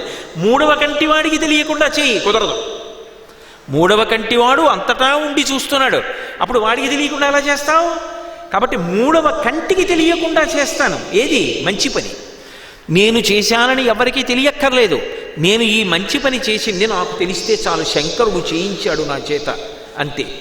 అయ్యా నేను ఇది ఇచ్చానని, ఈ గోవుని పట్టుకొచ్చో దేవాలయానికి ఇచ్చానని మీరు అందరికీ చెప్పకండి. భగవంతుడు నా చేత ఇప్పించాడు, నాకు చాలా తృప్తి అని నేను అన్నాను అనుకోండి, అప్పుడు 3వ కంటికి తెలియకుండా చేశాను. కానీ నేను చేసినది 3వ కంటివాడికి మాత్రం తెలుసు.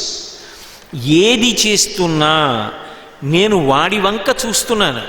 వాడి వంక చూసి చెయ్యడం, నా దృష్టి ఎప్పుడూ వాడి మీద ఉండడం, నేను వాణ్ణి వహించడం, నేను వాణ్ణి భరిస్తున్నాను, వాణ్ణి లోపల పట్టుకున్నాను.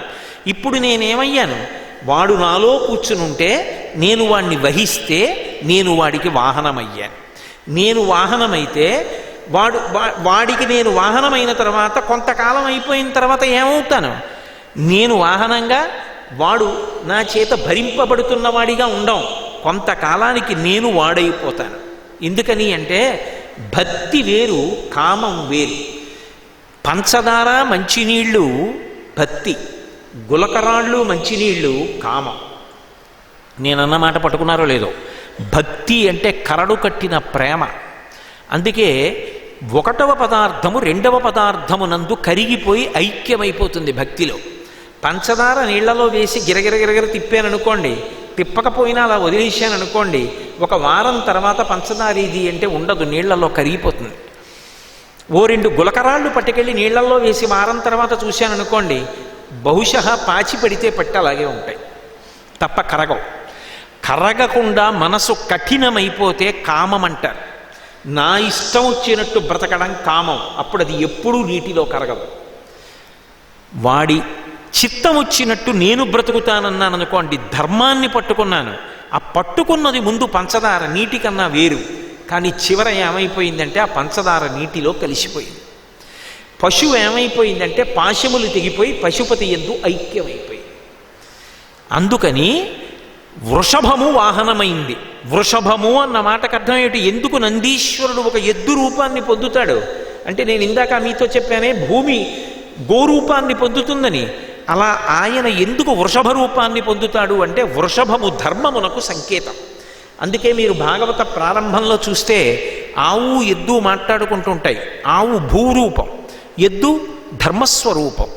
ఎద్దుకి 3 కాళ్ళు తెగిపోయి 1 పాదమే ఉంటుంది అంటే దాని అర్థం ఏమిటి? 4 పాదములతో ఎద్దు నడుస్తుంది. ఏమిటా 4 పాదాలు అంటే బాహ్యంలో కనపడే 4 పాదాలు కావు నందీశ్వరుడు యొక్క పాదాలు. అవి సత్యము, శౌచము, తపస్సు, అలాగే సత్యము, శౌచము, తపస్సు, నియమము. ఈ 4ంటిని ఆయన 4 పాదములుగా పెట్టుకుని ఉంటాడు. ఈ 4టిని 4 పాదాలుగా పెట్టుకుని వెడుతున్నాడు అన్న మాటకు అర్థం ఏమిటంటే ధర్మమును పట్టుకుని ఉన్నాడు. ధర్మము అన్న మాటకు అర్థం ధ్రియతేవా జనైరితి ధర్మం. ఇది ధర్మము అని చెప్పాలి అంటే వ్యక్తులు సరిపోరు. నేను ఇది ధర్మం అని చెప్పాను అనుకోండి, ఇంకొకరు వచ్చి అది కాదండి ధర్మం ఇది అంటాడు. ఎవడి మనసుకు నచ్చింది వాడు చెప్తాడు. ధర్మం ఏదో ఎవరు చెప్పాలి అంటే భగవంతుడు ఒక్కడే చెప్తాడు. దేని ద్వారా చెప్తాడు? వేదం ద్వారా చెప్తాడు. ఆయన వాక్కు వేదం. అందుకే ధర్మము చెప్పే అధికారం ఎవరికి ఉంటుంది అంటే వేదమునకు ఉంటుంది. ధర్మాన్ని పట్టుకున్నాడు అంటే సత్యమును పట్టుకున్నాడు, శౌచమును పట్టుకున్నాడు. సత్యం అంటే సత్ తీయం, ఎప్పుడూ మారనిది. నోటి వెంట అసత్యవాక్కు రాకుండా ఉన్నది ఉన్నట్టుగా మాట్లాడితే సత్యం. శౌచం బాహ్యమునందు లోపల కూడా ఎప్పుడు మలినంతో కాకుండా పరిశుద్ధిగా ఉంటాడు. అలాగే తపస్సు, ఏ పని మొదలు పెట్టాడో ఆ పని మీద దృష్టిని కేంద్రీకరించి ఉంటాడు. ఒకటి చదువుకుంటున్నాడు అనుకోండి, పుస్తకము తానైపోతాడు. అన్నం తింటున్నాడు అనుకోండి, అన్నము తానైపోతాడు. నీళ్లు తాగుతున్నాడు అనుకోండి, నీళ్లు తానైపోతాడు. అంటే అంత శ్రద్ధతో అంత దృష్టిని కేంద్రీకరిస్తాడు. ఇంత చదివిన తర్వాత ఏం చదివావన్నారనుకోండి, ఏమిటో చదివాను కానండి, 30 పేజీలు చదివాను కానీ ఏమీ లోపలికి వెళ్ళలేదు అంటే దాని మీద దృష్టి లేదు. ఏదో దృష్టి పెట్టి ఇక్కడ చదువుతున్నావు కాదు, చదివినది తానైపోయాడు, తనలోకి వెళ్ళిపోయింది. అంటే తపస్సు చేశాడు.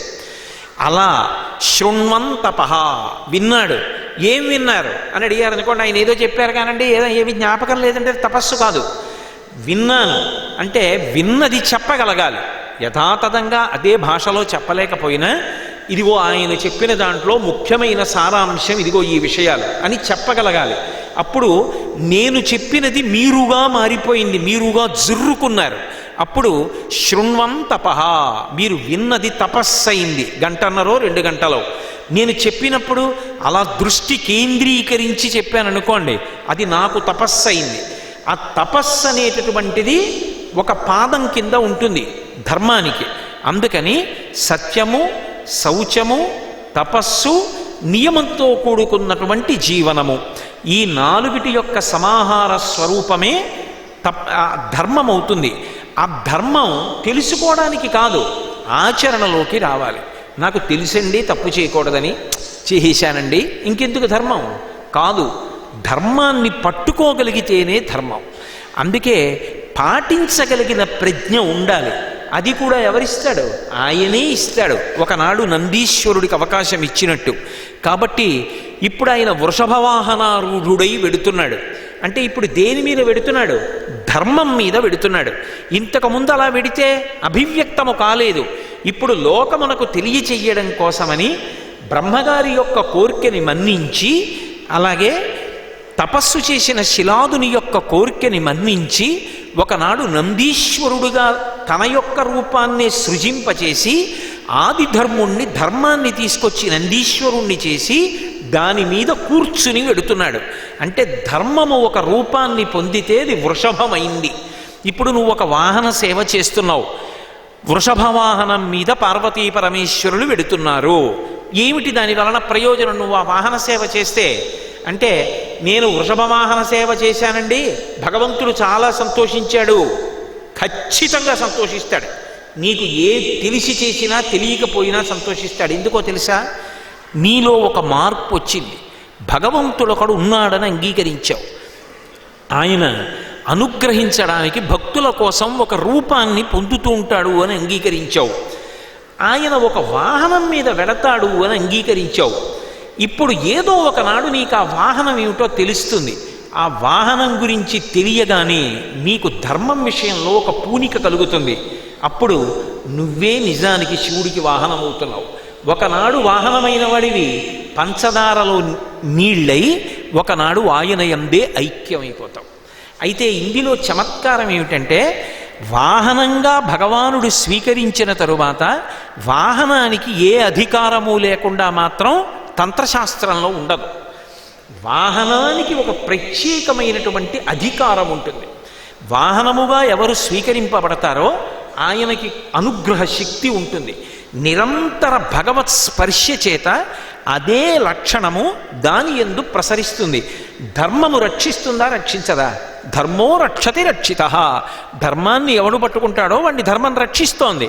అయినప్పుడు వృషభాన్ని, నందీశ్వరుణ్ణి పట్టుకుంటే ఆయన అనుగ్రహించడు అని నేను అన్నాను అనుకోండి, ఆయన మీద కూర్చుని శివుడు అనుగ్రహించాలి తప్ప నంది అనుగ్రహించలేడు అని నేను అన్నాను అనుకోండి, అదొక అర్ధరహితమైన విషయం.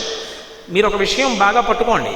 నంది ఆయన్ని వహిస్తున్నాడని వేరుగా చెప్పిన అయస్కాంతానికి వేసి ఒక ఇనప ముక్కని బాగా రుద్దాను అనుకోండి, రుద్దగా రుద్దగా రుద్దగా రుద్దగా కొంతకాలానికి అయస్కాంతం యొక్క లక్షణం ఇనప ముక్కకొచ్చి ఇనప ముక్క కూడా గుడ్డు సూదిని తనకి వైపుకు లాక్కుంటుంది. భగవంతుణ్ణి వహించగా వహించగా వహించగా భగవతత్వముని ఎందు ఏర్పడుతుంది. ఎందుకో తెలుసా? భగవంతుడు ఎంత ప్రేమైకమూర్తో నువ్వు అంత ప్రేమైకమూర్తో అవుతావు. భగవంతుడు ఎంత త్యాగియో నువ్వు కూడా అంత త్యాగి అవుతావు. భగవంతుడు ఎప్పుడూ ఎలా మంచిని ఆలోచిస్తాడో నువ్వు అలా మంచి గురించి ఆలోచించగలిగిన వాడి అవుతావు. భగవంతుడు తొందరగా అవతలవాడి తప్పుని క్షమించినట్టు నువ్వు కూడా తప్పు చేసిన వాడిని క్షమించగలుగుతావు. ఇప్పుడు నువ్వు భగవంతుడు అవుతున్నావనడానికి అర్థం ఆయనని వహించడం చేత నీకు ఆ లక్షణం వస్తోంది, అయస్కాంతానికి రుద్దుకున్న ఇనప ముక్కకు వచ్చినట్టు. కాబట్టి ఇప్పుడు ఒక వాహన సేవ చేస్తున్నాము అంటే దాని అర్థం ఏమిటి? ఒకానొక నాడు ఆ వాహనంగా ఉన్నటువంటిది కూడా విశేషమైనటువంటి అనుగ్రహ శక్తిని పొందుతుంది. ఆయన్ని తీసుకొచ్చి వాహనంగా కదిపి చూపిస్తున్నప్పుడు ఆ అనుగ్రహం మన యందు ప్రసరించి మనకి ధర్మానురక్తి కలుగుతుంది. 2, భగవంతుడు ఎలా కోర్కెలు తీరుస్తాడో అలా వాహనానికి కూడా శక్తి ఉంటుంది. అందుకే ఆయన తరువాతి కాలంలో స్వీకరించిన భగవంతుణ్ణి ఎప్పుడైనా ఆవాహన చేశారనుకోండి, పిలిచారనుకోండి, ఆయనని ఒక్కడిని రమ్మని పిలవరు. వాహనం పేరు చెప్పకపోయినా వెంటనే ఒక మాట చెప్తారు, మీరు వచ్చినప్పుడు సవాహనం సపత్ని పుత్ర పరివార సమేతం రెండని పిలుస్తారు. మీరు మీ వాహనంతో మీ పత్నితో మీ పుత్రులతో మీ పరివారంతో రండి అంటారు. ఎందుకని? ఒక్కడూ వచ్చాడనుకోండి, అవతల చాలా పనులున్నాయండి, పిల్లలు చూస్తూ ఉంటారు, వాళ్ళు చూస్తూ ఉంటారని వెళ్ళిపోతాడు. అందరితో వచ్చాడనుకోండి, ఇక్కడే ఉన్నాం కదా, ఫోన్లే ఇప్పుడు బెంగ పెట్టుకోవడానికి ఉంది, ఇంకో 2 రోజులు ఉందా ఉంటాడు. అందుకని అందరితో రండి అంటే ప్రేమ. ఇప్పుడు నీ యందు ఆ భక్తి పొంగితే, భగవంతుడు ఉండాలన్న కోరిక నీకుంటే ఆయన్ని మనసులో పెట్టుకుందాం, శ్రద్ధతో బతుకుదాం, భక్తితో బ్రతుకుదాం అనుకుంటే అలా పిలు. అందుకొచ్చింది తంత్రశాస్త్రం. ఇప్పుడు నందీశ్వరుడే ఉన్నాడనుకోండి, ఆయనగా అనుగ్రహాన్ని ఇస్తాడు. ఎందుచేత కొన్ని చోట్ల మీరు చూడండి, ప్రత్యేకించి పశ్చిమ గోదావరి జిల్లాలో చాలా ఎక్కువ బసవయ్య యొక్క అనుగ్రహం చేత సంతానాన్ని పొందిన వాళ్ళు ఎందరో ఉన్నారు. ఏలూరులో బ్రహ్మాండమైనటువంటి నందీశ్వరుడున్న ఒక దేవాలయం ఉంది. జలాపాలీశ్వర స్వామి వారి దేవాలయం అని ఏలూరులో ప్రసిద్ధికి ఎక్కింది. అందులో ఒక కాలు ముందుకు పెట్టి ఒక బసవయ్య ఉంటాడు, నందీశ్వరుడు. లోకంలో ఎక్కడైనా నంది యొక్క శృంగముల మీద చెయ్యి పెట్టి వెనక ఉన్నటువంటి వృషణములను ఒక్కసారి పట్టుకుని విడిచిపెట్టి శృంగములలోంచి చూస్తారు శివుణ్ణి. అది ఆలయంలో మర్యాద. ఎందుకని అంటే పరమభక్తితో ఉంటాడు కనుక. నందీశ్వరుడు యొక్క ఊపిరి బయటికి వెళ్ళి లోపలికి వస్తున్నప్పుడు ఆ ఊపిరి అనబడిన ఉయ్యాలలో ఊగుతూ ఉంటారు పార్వతీ పరమేశ్వరులు. వాళ్ళ దర్శనం అవ్వాలంటే నంది యొక్క అనుగ్రహం ముందు ఉండాలి. అందుకని నందీశ్వరుణ్ణి ప్రార్థించి ఆయన పక్కకి వెళ్ళి ఈ వేళ్ళు 2 ఆయన కొమ్ముల మీద పెట్టి ఎడంచేత్తో ఆయన యొక్క ఆ వృషణాన్ని పట్టుకుంటే ఒక్కసారి ఊపిరి అని ఆగితే, ఆ ఉయ్యాల ఆగితే శృంగముల యొక్క మధ్యలోంచి శివలింగాన్ని ఎవడు చూస్తున్నాడో వాడు కైలాసాధీశుడైనటువంటి పరమశివుణ్ణి చూస్తున్నాడు. అంటే ఇంతమంది యొక్క కేళికి అధినాయకుడైన వాడిని చూస్తున్నాడు. ఆ తత్వం అక్కడ లింగరూపంగా ఉంది. అలా దర్శనం చెయ్యి అని శివాగమం చెప్తోంది. అంటే ఇప్పుడు నంది యొక్క శృంగములలోంచి శివలింగాన్ని చూస్తారు. కానీ ఏలూరులో విచిత్రం ఏమిటో తెలుసా? అంతరాలయానికి శివలింగం వెనకాతలో కన్నం ఉంటుంది గోడకి. ఆ కన్నంలోంచి చూస్తే నంది కనపడతాడు. నంది దర్శనం చేస్తారు. ఎందుకని? అనేక మందికి బసవయ్య మెడలోకి తీసుకెళ్ళి నవధాన్యాలు మొదలైనటువంటివి మూట కట్టి కోరుకుంటారు, స్వామి అనుగ్రహించవయ్యా, నాకు పుత్ర సంతానాన్ని ఇయ్యని. మీరు ఇప్పటికీ చూస్తే పశ్చిమ గోదావరి జిల్లాలో చాలామంది పేరు మధ్యలో బసవ అన్నది కలిసి ఉంటుంది. ఎందుకని అంటే నందీశ్వరానుగ్రహంగా సంతానాన్ని పొందుతూ ఉంటారు. ఆ నందీశ్వరానుగ్రహంగా ధర్మమునందు అనురక్తి కలుగుతుంది. ఆ నందీశ్వరుడి యొక్క అనుగ్రహ విశేషం చేత భగవంతుని యందు ఎనలేని భక్తి శ్రద్ధలు ఏర్పడతాయి. అంటే కేవలం గుడికి వెళ్ళడం ప్రదక్షిణం చేయడం వరకు పరిమితమైపోవడం కాదు. అసలు మొదలు పెట్టాలి. గుడికి వెళ్ళవలసిందే, ప్రదక్షిణం చేయవలసిందే, పూజ చేయవలసిందే. అక్కడతో ఆగిపోవడం కాదు. ఆయన చెప్పినట్లు బ్రతకాలనేటటువంటి పరమ విశ్వాసం కలగాలి. దాని ఉరిపిడి తట్టుకోవాలి. అది శ్రద్ధ. ఒరిపిడి అన్న మాట నేను ఎందుకు వాడని మీరు బాగా పట్టుకుని ఉంటారు. ఒరిపిడి అన్న మాటకు అర్థం ఏమిటో తెలుసా? అదే నందిగా ఉండడం అన్న మాటకు అర్థం. అది వృషభవాహనము అన్న మాటకు అర్థం. ఒరిపిడి అంటే ఇప్పుడు నేను ఇక్కడి నుంచి ప్రవచనం చేసి లేచి అలా విడుతున్నాను అనుకోండి. అలా విడుతుంటే నాకు అక్కడ ఒక పెద్ద బంగారు హారం ఒకటి కింద పడిపోయి దొరికింది. నేను ఆ హారాన్ని, ఎవరూ లేరు, ఆ తెర చాటునున్నాను, అది బాగా గాఢమైన రంగులో ఉంది, దాని వెనక నేను ఏం చేస్తున్నానో ఎవరికీ తెలియదు. ఎవరో ఇక్కడ కూర్చుని లేచి వెళ్ళిపోయారు ఐశ్వర్యవంతులు. మెడలో వేసుకునేటటువంటి ఒక పెద్ద బంగారు హారం ఇక్కడ ఉంది. దీన్ని తీసుకుని లాల్చీ జేబులో వేసుకుని వెళ్ళిపోతే నాకు ఇంచుమించుగా ఒక 10 లక్షల రూపాయలు కలిసి వచ్చినట్టు. కాబట్టి గొలుసు తీసుకుని జేబులో వేసుకుని వెళ్ళిపోతాను అనిపించింది. ఉత్తర క్షణంలో, ఒరే నువ్వు ఇప్పటిదాకా వృషభవాహనం గురించి చెప్పావు, నందీశ్వరుడు అన్నావు, ధర్మం అన్నావు, ఆయన చెప్పినట్టు బ్రతకమన్నావు, ఇదిరా ఆయన చెప్పింది. ఆ వస్తువు ఎవరిదో వాళ్ళు ఎంత ఏడుస్తారా ఇంటికి వెళ్ళి. పోయిందని ఏడుస్తారే, ఎన్నాళ్ళు కష్టపడితే సంపాదించుకున్నారో. నువ్వు నిజంగా భగవంతుణ్ణి నమ్మినవాడవైతే ఒక్క 4 అడుగులు వెనక్కేసి మైకి దగ్గరికి వెళ్ళి, అమ్మా ఇది ఎవరిదో జారిపోయింది, ఈ వస్తువు ఎవరిదో మీరు మీ యాజమాన్య హక్కు నిరూపించుకొని నిర్వాహకుల దగ్గర తీసుకోండి అని నేను నరేంద్రబాబు గారికి ఇచ్చి వెళ్ళిపోవాలి. కానీ మీరు ఒకటి గుర్తుపట్టండి, అది తీసుకుని జేబులో వేసుకుని వెళ్ళిపోతే ఉత్తర క్షణంలో నేను 10 లక్షలకు అధికారిని. కానీ నాకొద్దు అని నేను వెళ్ళిపోవాలి అంటే మాత్రం నా కంటి ముందు లేకుండా నాకు కనపడని భగవంతుడి మీద నాకు నమ్మకం ఉండాలి. ఇది ప్రత్యక్షం. 10 లక్షలకి అధికారిని ఇలా పడేసుకోగానే అది ఉత్తర క్షణంలో నిరూపణం. భగవంతుడు ఉన్నాడని నిరూపణానికి పుచ్చుకోకపోతే వెంటనే శంకరుడు గంటలు వాయిస్తూ వచ్చి నా మెడలో దండేస్తాడా? నాకు దర్శనమిస్తాడా? ఇవ్వడు. కంటికి అప్పుడే కనపడని వాణ్ణి, అప్పుడే నన్ను కౌగలించుకోని వాణ్ణి ఉన్నాడని నమ్మి ఇక్కడ ఉన్నటువంటి సుఖాన్ని నేను వదిలేయాలి. ఎందుకు వదిలేయాలి అంటే ఉన్నాడన్న నమ్మకంతో వదిలేయాలి. ఆ ధర్మ చట్రంలోకి ఇమడడం కోసం వదిలేయాలి.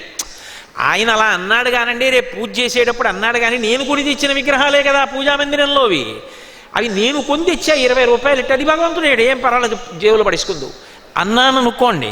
ఇప్పుడు కంటికి కనపడేటటువంటి ఉత్తరక్షణ ప్రయోజనానికి నేను లొంగిపోయాను. ఇప్పుడు నేను ధర్మాన్ని పక్కన పెట్టేశాను. 10 లక్షలకి అధికారిని కావడానికే అంగీకరించాను. కాదు 10 లక్షలు కాదు, అది 1 కోటి రూపాయలైనా నాకు అక్కర్లేదు. నాకు ఆయనే కావాలి. ఆయనే కావాలంటున్నావు, ఆయనే ఉన్నాడని నీకేమిటి నమ్మకం? ఇత పూర్వం ఆయనని దర్శించిన వాళ్ళు ఉన్నారు, ఆయన అనుగ్రహం పొందిన వాళ్ళు ఉన్నారు. ఇన్ని దేవాలయాలు ఉన్నాయి, వేదం ఉంది, పురాణాలు ఉన్నాయి, ప్రవచనాలు ఉన్నాయి, పెద్దల అనుభవాలు ఉన్నాయి. వాడు ఉన్నాడు. ఇది కంటికి కనపడకపోయినా మనసుతో నమ్మిన సత్యం. కంటికి కనపడని దాని యందు నమ్మకంతో కంటికి కనపడుతున్న ప్రయోజనాన్ని నువ్వు వదిలిపెట్టగలిగితే, ఉరిపిడి తట్టుకోగలిగితే మనసుది, అప్పుడు శ్రద్ధ. అబ్బో ఉన్నాడో లేడో ఎందుకులేండి, ఒక్కటి చేసేస్తానని ఒక్కొక్కటి అంటూ చేసుకెళ్ళిపోతే ఉన్నాడని నువ్వు ఎన్ని చెప్పినా ఉపయోగం లేదు. అప్పుడు నన్ను మన్నించండి, ఉన్నాడని చెప్పిన వాడి కన్నా లేనని బతుకుతున్నవాడు 1 కోటి రెట్లు గొప్పవాడు. వాడు లేడని బతికేస్తున్నాడు. వాడికో సిద్ధాంతం ఉంది. నువ్వు ఉన్నాడన్నవాడివి ఉన్నాడన్నట్టు బతుకుతున్నావా? ఉన్నాడని గుడికెడుతున్నావు, ఉన్నాడని దండం పెడుతున్నావు, ఉన్నాడని అగరత్తులు వెలిగించావు, ఉన్నాడని దీపం పెట్టావు, కానీ వాడు ఉన్నాడన్నట్టు నువ్వు బ్రతకట్లేదు. వాడు లేడన్నాడు కాబట్టి లేడన్నట్టు బ్రతుకుతున్నాడు. నువ్వు గొప్పవాడివా, వాడు గొప్పవాడా? వాడే గొప్పవాడు. వాడు ఒకలా చెప్పి ఒకలా బ్రతకలా. వాడు ఏది చెప్పాడో అది బ్రతికాడు. నువ్వు ఒకటి చెప్పి ఒకటి బ్రతికావు. నువ్వంటే మీరు కాదు, నాలాంటి వాడిని గురించి చెప్తున్నాను. అది ఉరిపిడి, శ్రద్ధ. ఉరిపిడి దేంట్లోనో తెలుసా? కూర్చోవడంలో కాదు, బ్రతకడంలో ఉంటుంది. ఎప్పుడు నేను ఎలా బ్రతకాలనుకుంటున్నానో నా ఇష్టం వచ్చినట్టు బ్రతకడం కాదు, సంతోషం కోసం బ్రతకగలగాలి. దానికి ఉరిపిడి త్యాగం అవసరం. అదిగో నంది ఏం చేస్తున్నాడు, పృష్ఠభాగాన్ని ప్రపంచానికి ఇచ్చాడు, దృష్టిని శివుడి మీద పెట్టాడు. అది శ్రద్ధ. ఏది చేస్తున్నా వాడి ప్రీతి కొరకే అని చెయ్యగలవా? ప్రవచనం చేసేసి నాది కాదు వాడు పలికించాడు ఉమామహేశ్వరార్పణమస్తు అని ఉత్తరీయం దులుపుకుని వెళ్ళిపోగలవా? ఒకవేళ రేపు పొద్దున్న ఎవడైనా ఏం చెప్పారు మీరు, బాగా చెప్పలేదు అంటే నొచ్చుకోకుండా శంకర ఈ మాట బాగా చెప్పేటట్టు నన్ను అనుగ్రహించు అనగలవా? చాలా బాగా చెప్పారు కోటేశ్వరారు అంటే అయ్యా నువ్వు పలికించావు, ఇలాగే ఎప్పుడూ నన్ను నీ చేతి ఉపకరణంగా ఉంచుకుని పలికించు అని పొంగు కుంగు లేకుండా ఉండగలవా? ఉండగలిగితే నువ్వు నందివయ్యావు. ఆ నందిని తీసుకొచ్చి వాహన సేవ ఎందుకు చేస్తారో తెలుసా? అలా బ్రతకడం నాకు రావాలి, అలా కదలడం నాకు రావాలి. ఏదో సమాధిలోకి వెళ్ళిపోయినప్పుడు భక్తి కాదు, అడుగడుగు నా భక్తి. నేను కదిలినదంతా భక్తి కావాలి, నా జీవితం భక్తిమయం కావాలి. దాని అనుగ్రహంగా చిట్ట చివర నాకు పశుపాశములు తెగిపోవాలి, పశువు పశుపతిలో ఐక్యమైపోవాలి, పంచదార నీటిలో కరిగిపోవాలి. నేను పంచదార, నేను నీళ్లు, ఇలా ఉండకూడదు. అంకోలం నిజ బీజ సంతతి రయస్కాంతో ఫలం సూచిక సాధ్వీ నైజ విభం లతాక్షితిరుహం సింధు సరిద్వల్లభం ప్రాప్నోతీహ యథా తథా పశుపతే పాదారవిందద్వయం చేతో వృత్తి రూపేత్య తిష్టటి సదా సా భక్తిరిత్యుచ్యతే అంటారు శంకర భగవత్పాదులు. కదిలి కదిలి కదిలి వెళ్ళినటువంటి నది చిట్ట చివరికి సముద్రమునందు సంగమించి నది వేరు సముద్రము వేరు అని చెప్పడానికి వీలు లేకుండా తన పేరుని, తన రూపాన్ని, తన తీపితనాన్ని, తన రంగుని విడిచిపెట్టి సముద్రమునందు కలిసిపోయినట్లు కదిలి కదిలి కదిలి కదిలిగి శ్రద్ధతో నిలబడి నిలబడి నిలబడి చిట్ట చివరికి భగవంతుని యందు ఐక్యమైపోగలిగితే అది భక్తి యొక్క పతాక స్థాయి. దానికి నిదర్శనము వృషభవాహనము. ఒకనాడు అవ్యక్తమైతే ధర్మము, వ్యక్తమైతే వృషభము నంది. ఇప్పుడు అపారమైనటువంటి ఆయన భక్తి శ్రద్ధలు ఆయన భగవంతుణ్ణి వహించడానికి కారణమయ్యాయి. ఆయనే వహించాడు తప్ప మనకి అది అన్వయం కాదన్న మాట అనవద్దు. నువ్వు కూడా వృషభానివి కాగలవు, నువ్వు కూడా నందీశ్వరుడివి కాగలవు. ఎప్పుడు నువ్వు కూడా అలా భగవంతుణ్ణి నిరంతరం నీ శ్వాసలో, మనసు యొక్క కదలికలలో భగవంతుణ్ణే చూస్తూ ఏది చేసినా ఆయన్ని జ్ఞాపకానికి తెచ్చుకొని నేను చేసిన ఈ పని ఆయన ప్రీతికి కారణమవుతుందా అన్నది నిర్ణయంగా పెట్టుకుని చేసిన వాడవైతే నువ్వు కూడా ఆయనకి వాహనమై ఆయన యొక్క అనుగ్రహమునకు పరిపూర్ణంగా పాత్రుడివి కాగలవు. అందుకే వాహన సేవ అనేటటువంటిది అంత ప్రధానమైంది. ఇంత తత్వం జీవితంలోకి అన్వయం చేయడం అంత తేలిక కాదు. కాబట్టి ప్రత్యేకించి దేవీ నవరాత్రులలో వాహన సేవలకి అమ్మవారి దగ్గర అంత ప్రఖ్యాతి వచ్చింది. ఒక వాహనం మీద వెడుతున్నాడు భగవంతుడు అంటే నువ్వు ఏమీ చెయ్యక్కర్లేదయా, దాని వెనక నడు, దాని ముందు నడు, దాని పక్కన నడు చాలు. నువ్వు ఈ సేవ ఎందుకు చేస్తున్నావంటే అదిగో అలా కావాలని కోరుకుంటున్నావు. అదంతా నీకు తత్వం తెలియచ్చు, తెలియకపోవచ్చు. వేడిపాలు అని పసిపిల్లవాడికి తెలియదు. అమ్మ మరుగుపాలు గిన్నెలో పోసి చల్లగా చల్లారతాయని అక్కడ పెట్టింది. వాడు ఆకలితో అమ్మటి వెళ్ళగానే వచ్చి పాలు తాగుదామని గబగబా గిన్నె పట్టుకున్నాడు. పాలు పసిపిల్లవాడు ఏమీ తెలియదు, అమాయకుడు అని గిన్నె కాలకుండా ఉంటుందా? కంగారు పడి పిల్లవాడు పాలు ఉంపేస్తే ఆ పాలు వాడి కిందకొచ్చి వాడి యొక్క పృష్ఠభాగం అంతా కాలిపోకుండా ఉంటుందా? పసిపిల్లవాడని చెప్పి మరుగుపాలు కాల్చకుండా వదిలేశాయా? తెలిసో తెలియకో నువ్వు చేసినటువంటి వాహన సేవ నిన్ను ఒకనాడు నందీశ్వరుణ్ణి చేస్తుంది. నీకు ఆ ధర్మం ఇస్తుంది, ఆ భక్తిని ఇస్తుంది, నువ్వు భగవంతుణ్ణి వహించగలిగిన శక్తినిస్తుంది. అందుకే భగవంతుడికి చేసేటటువంటి సేవలలో పరమాద్భుతమైన సేవ వాహన సేవ.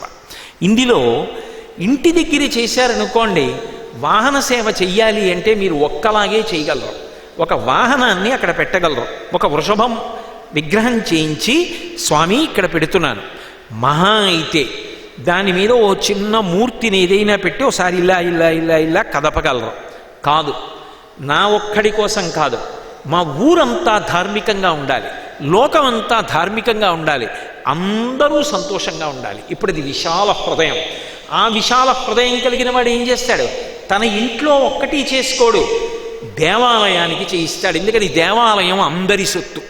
ఇప్పుడు దేవాలయంలో చేయించి వీధిలో వాహన సేవ చేస్తాడు. ఇప్పుడు వీధిలో వాహన సేవ చేస్తుంటే అందరూ వాహనం వెంట పెడతారు. ఇప్పుడు అందరూ వాహనం పెడితే అందరూ బాగుపడాలని కోరాడు. ఇప్పుడు తానొక్కడి కొరకు కోరాడా, అందరి కొరకు కోరాడా అంటే 10 మెట్లు పైకి ఎక్కాడు. అలా వాహన సేవ చేసిన వాడెవరుంటాడో వాడి పట్ల భగవానుడికి మరింత ప్రీతి కలుగుతుంది. ఎందుకని తనకొక వాహన సేవ చేశాడన్నది కారణం కాదు, ఆయన యొక్క హృదయ వైశాల్యము దానికి కారణమైంది. అందుకే వాహనం వెడుతుండగా వాహనం వెంట వెళ్ళడం, వాహనం వెంట నడవడం, వాహనం వెంట వెడుతూ భగవంతుని యొక్క నామం చెప్పడం, కోలాటమాడడం, నృత్యం చెయ్యడం, ఉత్సాహంతో భగవత్ సంకీర్తనం చేయడం, ఇవన్నీ కూడా భగవంతుని యొక్క ప్రీతికి కారణములయ్యాయి, ఉత్సవమయ్యాయి. ఇంతమంది కలిసి చేస్తారు కనుక.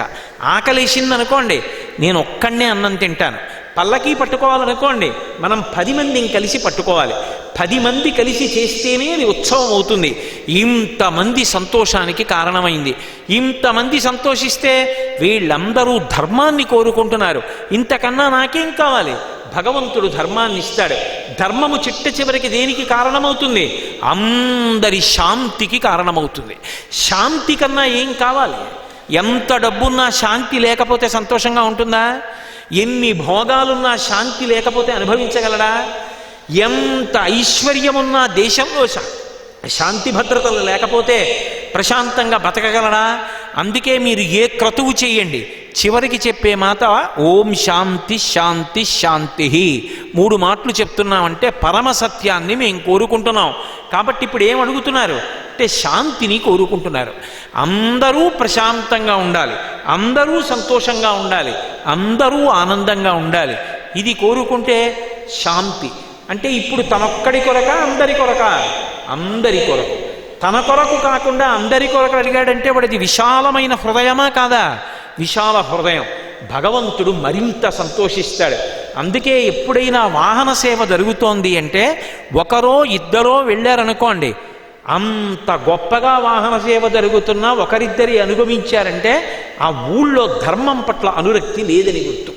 తండోపతండాలుగా వాహనం వెంట వెళ్ళారు, ఇంతమందికి ధర్మం మీద అనురక్తి ఉందని గుర్తు.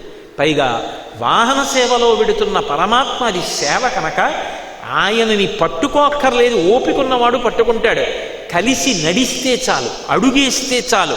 అందుకే అజామిలోపాఖ్యానంలో యమధర్మరాజు గారు అంటాడు, భగవంతుని యొక్క ఉత్సవం జరుగుతున్నప్పుడు వాహనాదుల మీద వెడుతున్నప్పుడు ఒక్కడుగేసి ముందుకు రానివాడు ఎవరుంటారో వారి వారి వారి వారి తొలుత కట్టి తెండు దూతలారా అంటాడు. అలాంటి వాడు ఎందుకు?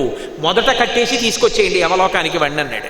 కాబట్టి వాహన సేవ అనేటటువంటిది అంత ప్రాముఖ్యత వహించింది.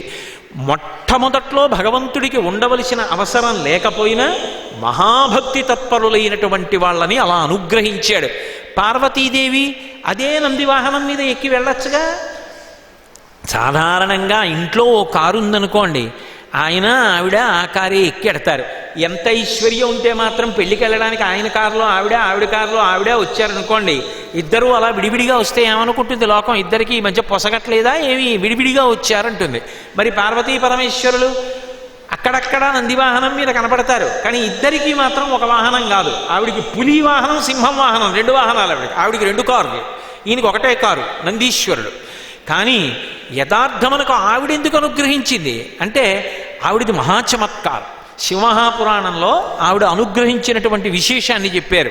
ఒకప్పుడు పార్వతీదేవి శంకరుడి పక్కన కూర్చునుంది, వింధ్య పర్వతం మీద మేరు పర్వతం మీద కూర్చున్నారు. కూర్చునుండగా అక్కడి నుంచి మందర పర్వతం ప్రార్థన చేసింది, ఒకసారి వచ్చి మా పర్వతం మీద కూడా ఇద్దరు ఇలాగే స్థూల రూపాలు పొంది కూర్చోండి, అంతటా ఉన్నవారే ఒక రూపాన్ని పొంది రండి, నేను సంతోషిస్తానంది. మందర పర్వతానికి వెళ్ళారు. వెళ్ళి ఇద్దరూ పక్క పక్కన కూర్చున్నారు.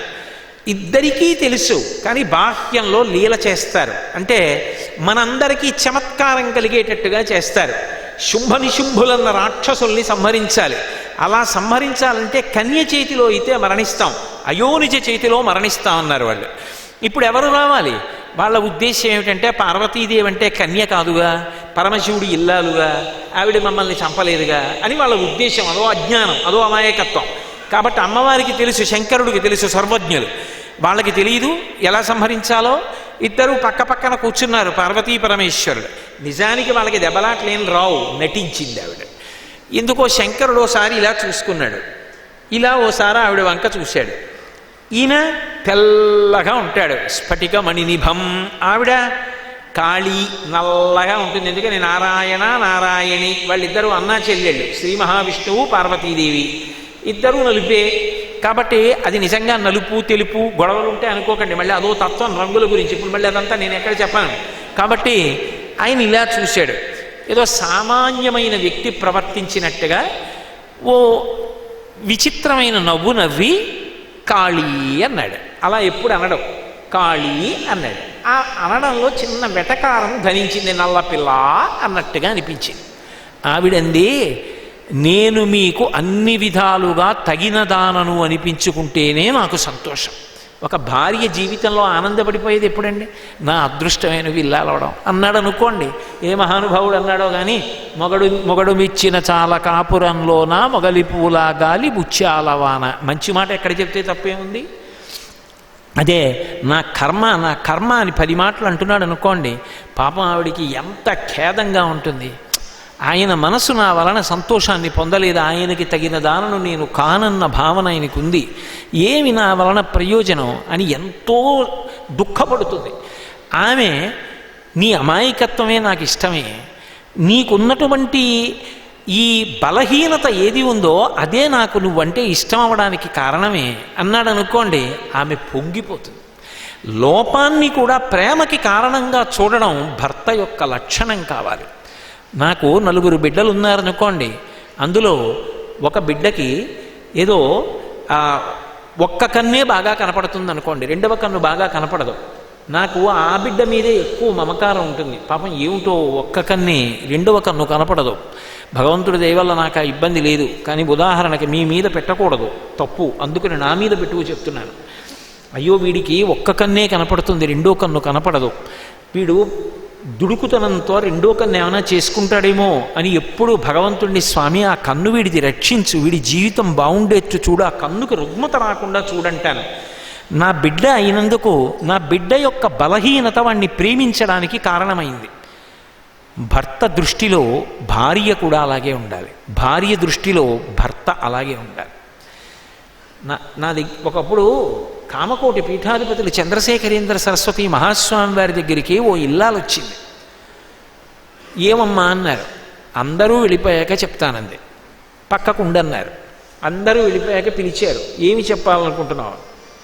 నా చేతిలో మా ఆయన వెళ్ళిపోయేటట్టుగా అనుగ్రహించండి. తీర్థం ఇస్తున్న ఆయన ఉద్ధరణ గిన్నెలో పడేసి 2 చేతులు వెనక్కి పెట్టి అలా ఉండిపోయారు. ఉండిపోయి తీర్థం ఇచ్చి తథాస్తు అన్నారు. పక్కన అంతేవాసులు తెల్లబోయారు. ఇది సంప్రదాయ విరుద్ధం, ఏ స్త్రీ అలా అడగదు. ఆయన చేతిలో నేను వెళ్ళిపోవాలని అడుగుతుంది. ఈమె నా చేతిలో ఆయన వెళ్ళిపోవాలని అడిగింది. మీరు హతాశులై 2 చేతులు వెనక్కి పెట్టి కొంచెం సేపు ఆలోచించి తీర్థం ఇచ్చి తథాస్తు అన్నారే, ఎందుకు ఆశీర్వచనం చేశారు సంప్రదాయ విరుద్ధంగా అని అడిగారు. ఆయన అన్నారు, నేను అంతర్ముఖత్వంతో చూశాను. చాలా అమాయకుడు ఆ భర్త, రోగిష్ఠి, ఏమి తెలియదు, బ్రతకలేడు. ఆమె ఉంది కాబట్టి పసిబిడ్డని సాకినట్టు సాకి కాపాడుతోంది. ఈ మధ్య ఆమె ఆరోగ్యం అంత బాగుండట్లా, నాకేమైనా అయితే ఆయన ఏమైపోతాడో అని బెంగ. అందుకని నా కళ్ళ ముందు ఆయన వెళ్ళిపోతే తర్వాత సంతోషంగా వెళ్ళిపోతానని అడిగింది. ఆమెది ఎంత ప్రేమ అయితే అలా అడిగింది. అందుకే హతాశుడనై ఆలోచించి ఆమె అడగడంలో నిజాయితీ పరమ ప్రేమ ఉన్నాయని అనుగ్రహించి తీర్థం ఇచ్చానన్నారు. అది భార్యాభర్తలు అంటే, అది దాంపత్యం అంటే. అందుకే పార్వతీ పరమేశ్వరులు ఆది దంపతులు, వాళ్ళు రంగు కోసం దెబ్బలాడుకుంటారా? అటువంటిదైన కాళీ అన్నాడు. ఆవిడ లేచింది. అయితే మన ఇద్దరం సమానులం కామా? ఇన్నాళ్ల నుంచి మీ మనసులో నేను నల్లగా ఉంటానని ఒక భావన ఉండిపోయిందా? ఇది నాకు ఇష్టం లేదు. మీరు నన్ను చూసి ఏ విషయంలోనైనా సంతోషించాలి, ఒక దాంట్లో తక్కువ అన్న భావన ఉండడానికి వీల్లేదు. నిజానికి ఇంకొక లీల జరగాలి, అందుకోసం ఇదంతా నాటకం. అందుకని నేను ఇప్పుడే ఈ నల్ల రంగు శరీరాన్ని వదిలేస్తాను తపస్సు చేసి. పచ్చటి తెల్లటి ఎర్రటి రంగు కలిసినటువంటి గౌరవర్ణంతో గౌరమ్మనై వస్తాను అని తపస్సు చేయడానికి వెళ్ళింది. ఎవరిని ఉద్దేశించి తపస్సు చేయాలి? ఆవిడే ఆదిశక్తి, అందరూ ఆవిడ బిడ్డలే. ఆవిడ ఎవరి గురించి తపస్సు చేయాలి? ఎవరో ఒకరి గురించి తపస్సు చేయాలి, అది న్యాయం. అందుకని బ్రహ్మగారి గురించి తపస్సు మొదలెట్టాడు. అసలు ఇలా కూర్చోగానే ఆయన పరిగెత్తుకొచ్చాడు. వచ్చి అయ్యి బాబు, ఇది నా గురించి నువ్వు తపస్సు ఏమిటమ్మా, నువ్వే నన్ను అనుగ్రహించావు, ఇంకా నేను నిన్ను అనుగ్రహించడం ఏమిటి, నీకేం కావాలి చెప్పన్నాడు. ఆవిడందే, నాకు తెలుపు ఎరుపు పసుపులతో వర్ణంతో శరీరం కావాలని. అది నేను ఇవ్వడం ఏమిటి, నువ్వు ఆదిశక్తి మారిపో, ఎవరొద్దన్నారు, దానికి నన్ను అడుగుతున్నావు ఏమిటని. అంటే ఆవిడందే ఓ చమత్కారం చెప్పింది. నిన్ను అడగడానికి ఓ కారణం ఉంది, నీతో నా అనుబంధం రకరకాలు. ఏంటంటే ఒకప్పుడు నువ్వు 5 తలకాయలు ఉన్నాయని మిడిసిపడితే శంకరుడు ఒక తలకాయ గిల్లేశాడు. ఇప్పుడు కష్టపడి తరిగేసిన వాడైతే రెండో తరగడానికి సమయం పడుతుంది అనుకోవచ్చు. గిల్లేసిన వాడు ఇలా గిల్లేడేంటి. అందుకే నేను ఏం చేశాడంటే, ఒకటి గిల్లేగానే బాబోయ్ మిగిలినవి గిల్లేస్తాడేమో అని 4 తలకాయలు అమ్మవారి 4 చేతుల కింద పెట్టాడు. పెట్టి అన్నాడు, సరసిజభవస్తౌతి వదనైహి అన్నారు శంకరాచార్యుల వారు. అమ్మ, నీ చేతులు తామర పువ్వుల్లో ఉంటాయి, నేను తామర పువ్వులోంచి పుట్టాను, మన ఇద్దరికీ బంధుత్వం ఉంది, కాపాడన్నాడు. ఆవిడ 4 తలకాయల మీద 4 చేతులు ఎట్టింది. శంకరుడు గిల్లుదామని ఇలా చేపెట్టేటప్పటికి అమ్మవారి చెయ్యి అడ్డొచ్చింది. ఓహో, ఆవిడ రక్షిస్తోందని వదిలేశాడు. అందుకని 4 తలకాయలు మిగిలాయి. కాబట్టి నువ్వు నన్ను రక్షించావు, నేను నీకు శరీరం ఇవ్వడం ఏమిటన్నాడు. అంతేకాదు, మన ఇద్దరి మధ్య అనుబంధం చాలా విచిత్రమైంది. ఒకప్పుడు ఈ సృష్టి జరగట్లేదని నువ్వు బెంగ పెట్టుకుంటే శంకరుడే నీ నుదుటిలో ఉంచి పుట్టాడు. ఒకప్పుడు ఆవిర్భవించాడు అవతారంగా. అప్పుడు రుద్రుడు అని పేరు పెట్టుకున్నాడు. నా భర్తకి తండ్రివయ్యావు ఆ అవతారంలో, కాబట్టి నువ్వు నాకు మామగారు అవుతావు. నేను హిమవంతుడికి కూతురుగా వచ్చాను ఒకప్పుడు, అప్పుడు నువ్వు హిమవంతుడికి తండ్రివయ్యావు, అందుకని నాకు తాతవు అవుతావు ఆ సంబంధంతో. ఇలా నీకు నాకు ఉన్నటువంటి అనుబంధాలు ఒకటి కాదు, అనేకమైన అనుబంధాలు. అందుకని నీ గురించి తపస్సు చేశాను. పాపం నువ్వు కొత్తగా నాకేం ఉపకారం చెయ్యక్కర్లేదు అని ఆవిడంది. నేను ఈ నల్ల శరీరం వద్దనుకుంటున్నాను, అందుకని వదిలేస్తున్నాను ఈ తొడుగంది. వదిలేయి అన్నాడు. ఈ పై తొడుగు నల్లటిది వదిలేసింది ఆవిడ. వదిలేయగానే అది ఒక రూపాన్ని పొందింది, కౌశికి అని పేరు పొందింది. పేరు వెంటనే వింధ్యపర్వతం మీదకి ఎక్కి కూర్చుంది అమ్మవారు. అసలు ఎందుకు కూర్చుంది అంటే, కన్యక చేతిలో కాదు శుంభులు మరణించాలి, అందుకని కౌశికి వెళ్ళి సంహారం చెయ్యాలి. ఆమె శంకరుడికి ఇల్లాలు కాలేదు కనుక ఆ కౌశికి కన్యాస్వరూపం అవుతుంది. అందుకని కన్యక చేతిలో మరణించాలి కాబట్టి వింధ్యపర్వతం మీద కూర్చుంది. శంకరుడు బ్రహ్మగారు అన్నాడమ్మా, నీ కోరిక తీరిందిగా, వెళ్ళిపో, మందర పర్వతం మీద పరమశివుడు ఎదురు చూస్తున్నాడు, వెళ్ళు తల్లి. ఆవిడంది, సరే బయలుదేరతాను, చాలా సంతోషం బ్రహ్మగారు, నువ్వు వచ్చావు, కోరిక తీర్చావు, పోన్లే ఆ కీర్తి నీదే, నువ్వు ఇచ్చినట్టే అని వెళ్ళిపోతూ ఆ పెద్ద పుల్లి కూడా తీసుకెడతాను. పెద్ద పులి ఏమిటంటే బ్రహ్మగారు వెనక్కి చూశాడు. ఓ పెద్ద పులి ఒకటి చూస్తోంది. అది చూడడం పరమభక్తితో చూస్తోంది. ఈ పెద్ద పులి ఏమిటమ్మా అని అడిగాడు. అంటే నేను బాగా లోతుగా వెళ్లకుండా 4 రోజులే కదా ఉపన్యాసం అని విహంగ వీక్షణంగా మాట్లాడుతున్నాను, ఇంకా కొన్ని వాహనాల గురించి చెప్పొద్దు మరి అందుకని. అంటే ఆవిడంది, ఇది సహజంగా హింసకి అలవాటు పడిపోయినటువంటి జంతువు, దీనికి మృగములను వధించడం చాలా ఇష్టం, అరణ్యంలో తిరుగుతుంది, దాని స్వభావం. నేను ఇక్కడికి తపస్సుకు వచ్చినప్పుడు ఇది నా చుట్టుపక్కల చిలికెత్తులు తిరుగుతూ ఉండడం గమనించింది. ఓహో, ఇక్కడ మాంసం లభిస్తుందని వచ్చినప్పుడు అది అదును కోసం చూస్తోంది, ఎవరి మీద పడదామని. నేను అనుకోకుండా బహిర్ముఖురాలనై చూస్తూ దాన్ని చూశాను. దాన్ని నేను చూసిన కారణం చేత దానికి 3 మలములు పోయి, ఆణవ మలము, కాయిక మలము, మాయిక మలము అని 3 మలాలు ఉంటాయి. ఆణవ మలము అంటే ప్రకృతిలో పంచభూతాలతోటి పృథివీ, నీరు, వాయువు, గాలి, ఆకాశము, వాటితో శరీరం తయారవుతుంది, పిండాండం. వాటికి అతీతమైంది. ఆణవ మలము లేదు ఇప్పుడు దానికి. అలాగే కార్మిక మలము లేదు, గత జన్మలలో చేసుకున్నటువంటి కర్మలన్నీ దగ్ధమైపోయాయి దానికి. మాయిక మలము లేదు, దానికి మాయ లేదు, జ్ఞానం కలిగింది. ఎందుకని? నా చూపులో పడిందని. మీరు ఎప్పుడూ ఒకటి జ్ఞాపకం పెట్టుకోండి, ఏదైనా ఒక దేవాలయానికి మనం వెళ్ళినా, మనం ఇంట్లో పూజ చేసినా, మనం భగవంతుణ్ణి చూడటం ఎందుకు అవ్వాలి అంటే ఆయన మనని చూడ్డానికి కారణం కావాలి. ఆయన మనని చూడ్డానికి మనం యోగ్యత పొందకపోతే అవమానం పొందినట్టు. ఎందుకో తెలుసా? నేను ఎవరితోనో మాట్లాడదామని ఆయన అక్కడ అరుగు మీద కూర్చుని వచ్చిన వాళ్ళతో మాట్లాడుతున్నాడు. నేను ఎదురుగుండా వెళ్ళి నిలబడ్డాను. ఆయన ఇలా చూసినప్పుడల్లా ఇలా అంటున్నాను. ఆయన అందరినీ పలకరించి లేచి వెళ్ళిపోతున్నాడు. అంటే ఏదో పరాకు చెప్పినట్టు గుర్తు. నువ్వు ఒళ్ళు జగ్గిర పెట్టుకో అని. ఆయన చూపులో నేను పడలేదు. నా చూపులో ఆయన పడ్డం గొప్ప కాదు, ఆయన చూపులో నే పడాలి. ఎంతసేపు నేను దర్శనం చేశాను కాదు, నన్ను ఆయన చూస్తున్నాడా చూడలేదా అన్నది ప్రధానం. ఆయన చూడ్డానికి యోగ్యత నేను పొంది ఉండలేదనుకోండి, నన్ను చూడగానే ఆయన తల తిప్పుకున్నాడు అనుకోండి, చూడనట్టు ప్రవర్తించాడు అనుకోండి, ఆయన వైముఖ్యం పొందాడు అనుకోండి, నేనేదో మార్చుకోవలసిన అవసరం ఉందని గుర్తు. అలా మార్చుకోలేదనుకోండి, ఆయన చూపులకు దూరం అవుతానని గుర్తు. నేను యోగ్యతని పొందినవాడిని అనుకోండి, నేను ఎక్కడో ఉన్నా సరే, బాగున్నారా ఇలా రండి అంటాడు. ఆయన పిలిచి దగ్గర చేసుకుంటాడు. ఆయన చూపులలో పడాలి. దాని అదృష్టం ఏమిటంటే ఆమె చూపులలో పులి పడింది. ఆమె అనుగ్రహం, అది భగవంతుని యొక్క చూపు లక్షణం. అమ్మవారి యొక్క చూపు శక్తి అలా ఉంటుంది. అందుకు మూకశంకరులు పంచచరి చేస్తూ అమ్మవారి ఇలా చూసింది. మూకశంకరులు ఇలా కూర్చుని ఉంటే కటాక్షం అంటారు. ఈ కడగంటి చూపు ఇలా చూసింది. చూస్తే మూకశంకరులు అన్నారు, శివ శివ పశ్యంతి సమం శ్రీ కామాక్షీ కటాక్షితా పురుషా విపినం భువనం అమిత్రమిత్రం లోష్టంచ యువతి బింబోష్టం అన్నారు. అమ్మా, నీ కడగంటి చూపు పడితే చాలు, వాడు ఏమైపోతాడో తెలుసా అమ్మా ఈ లోకంలో?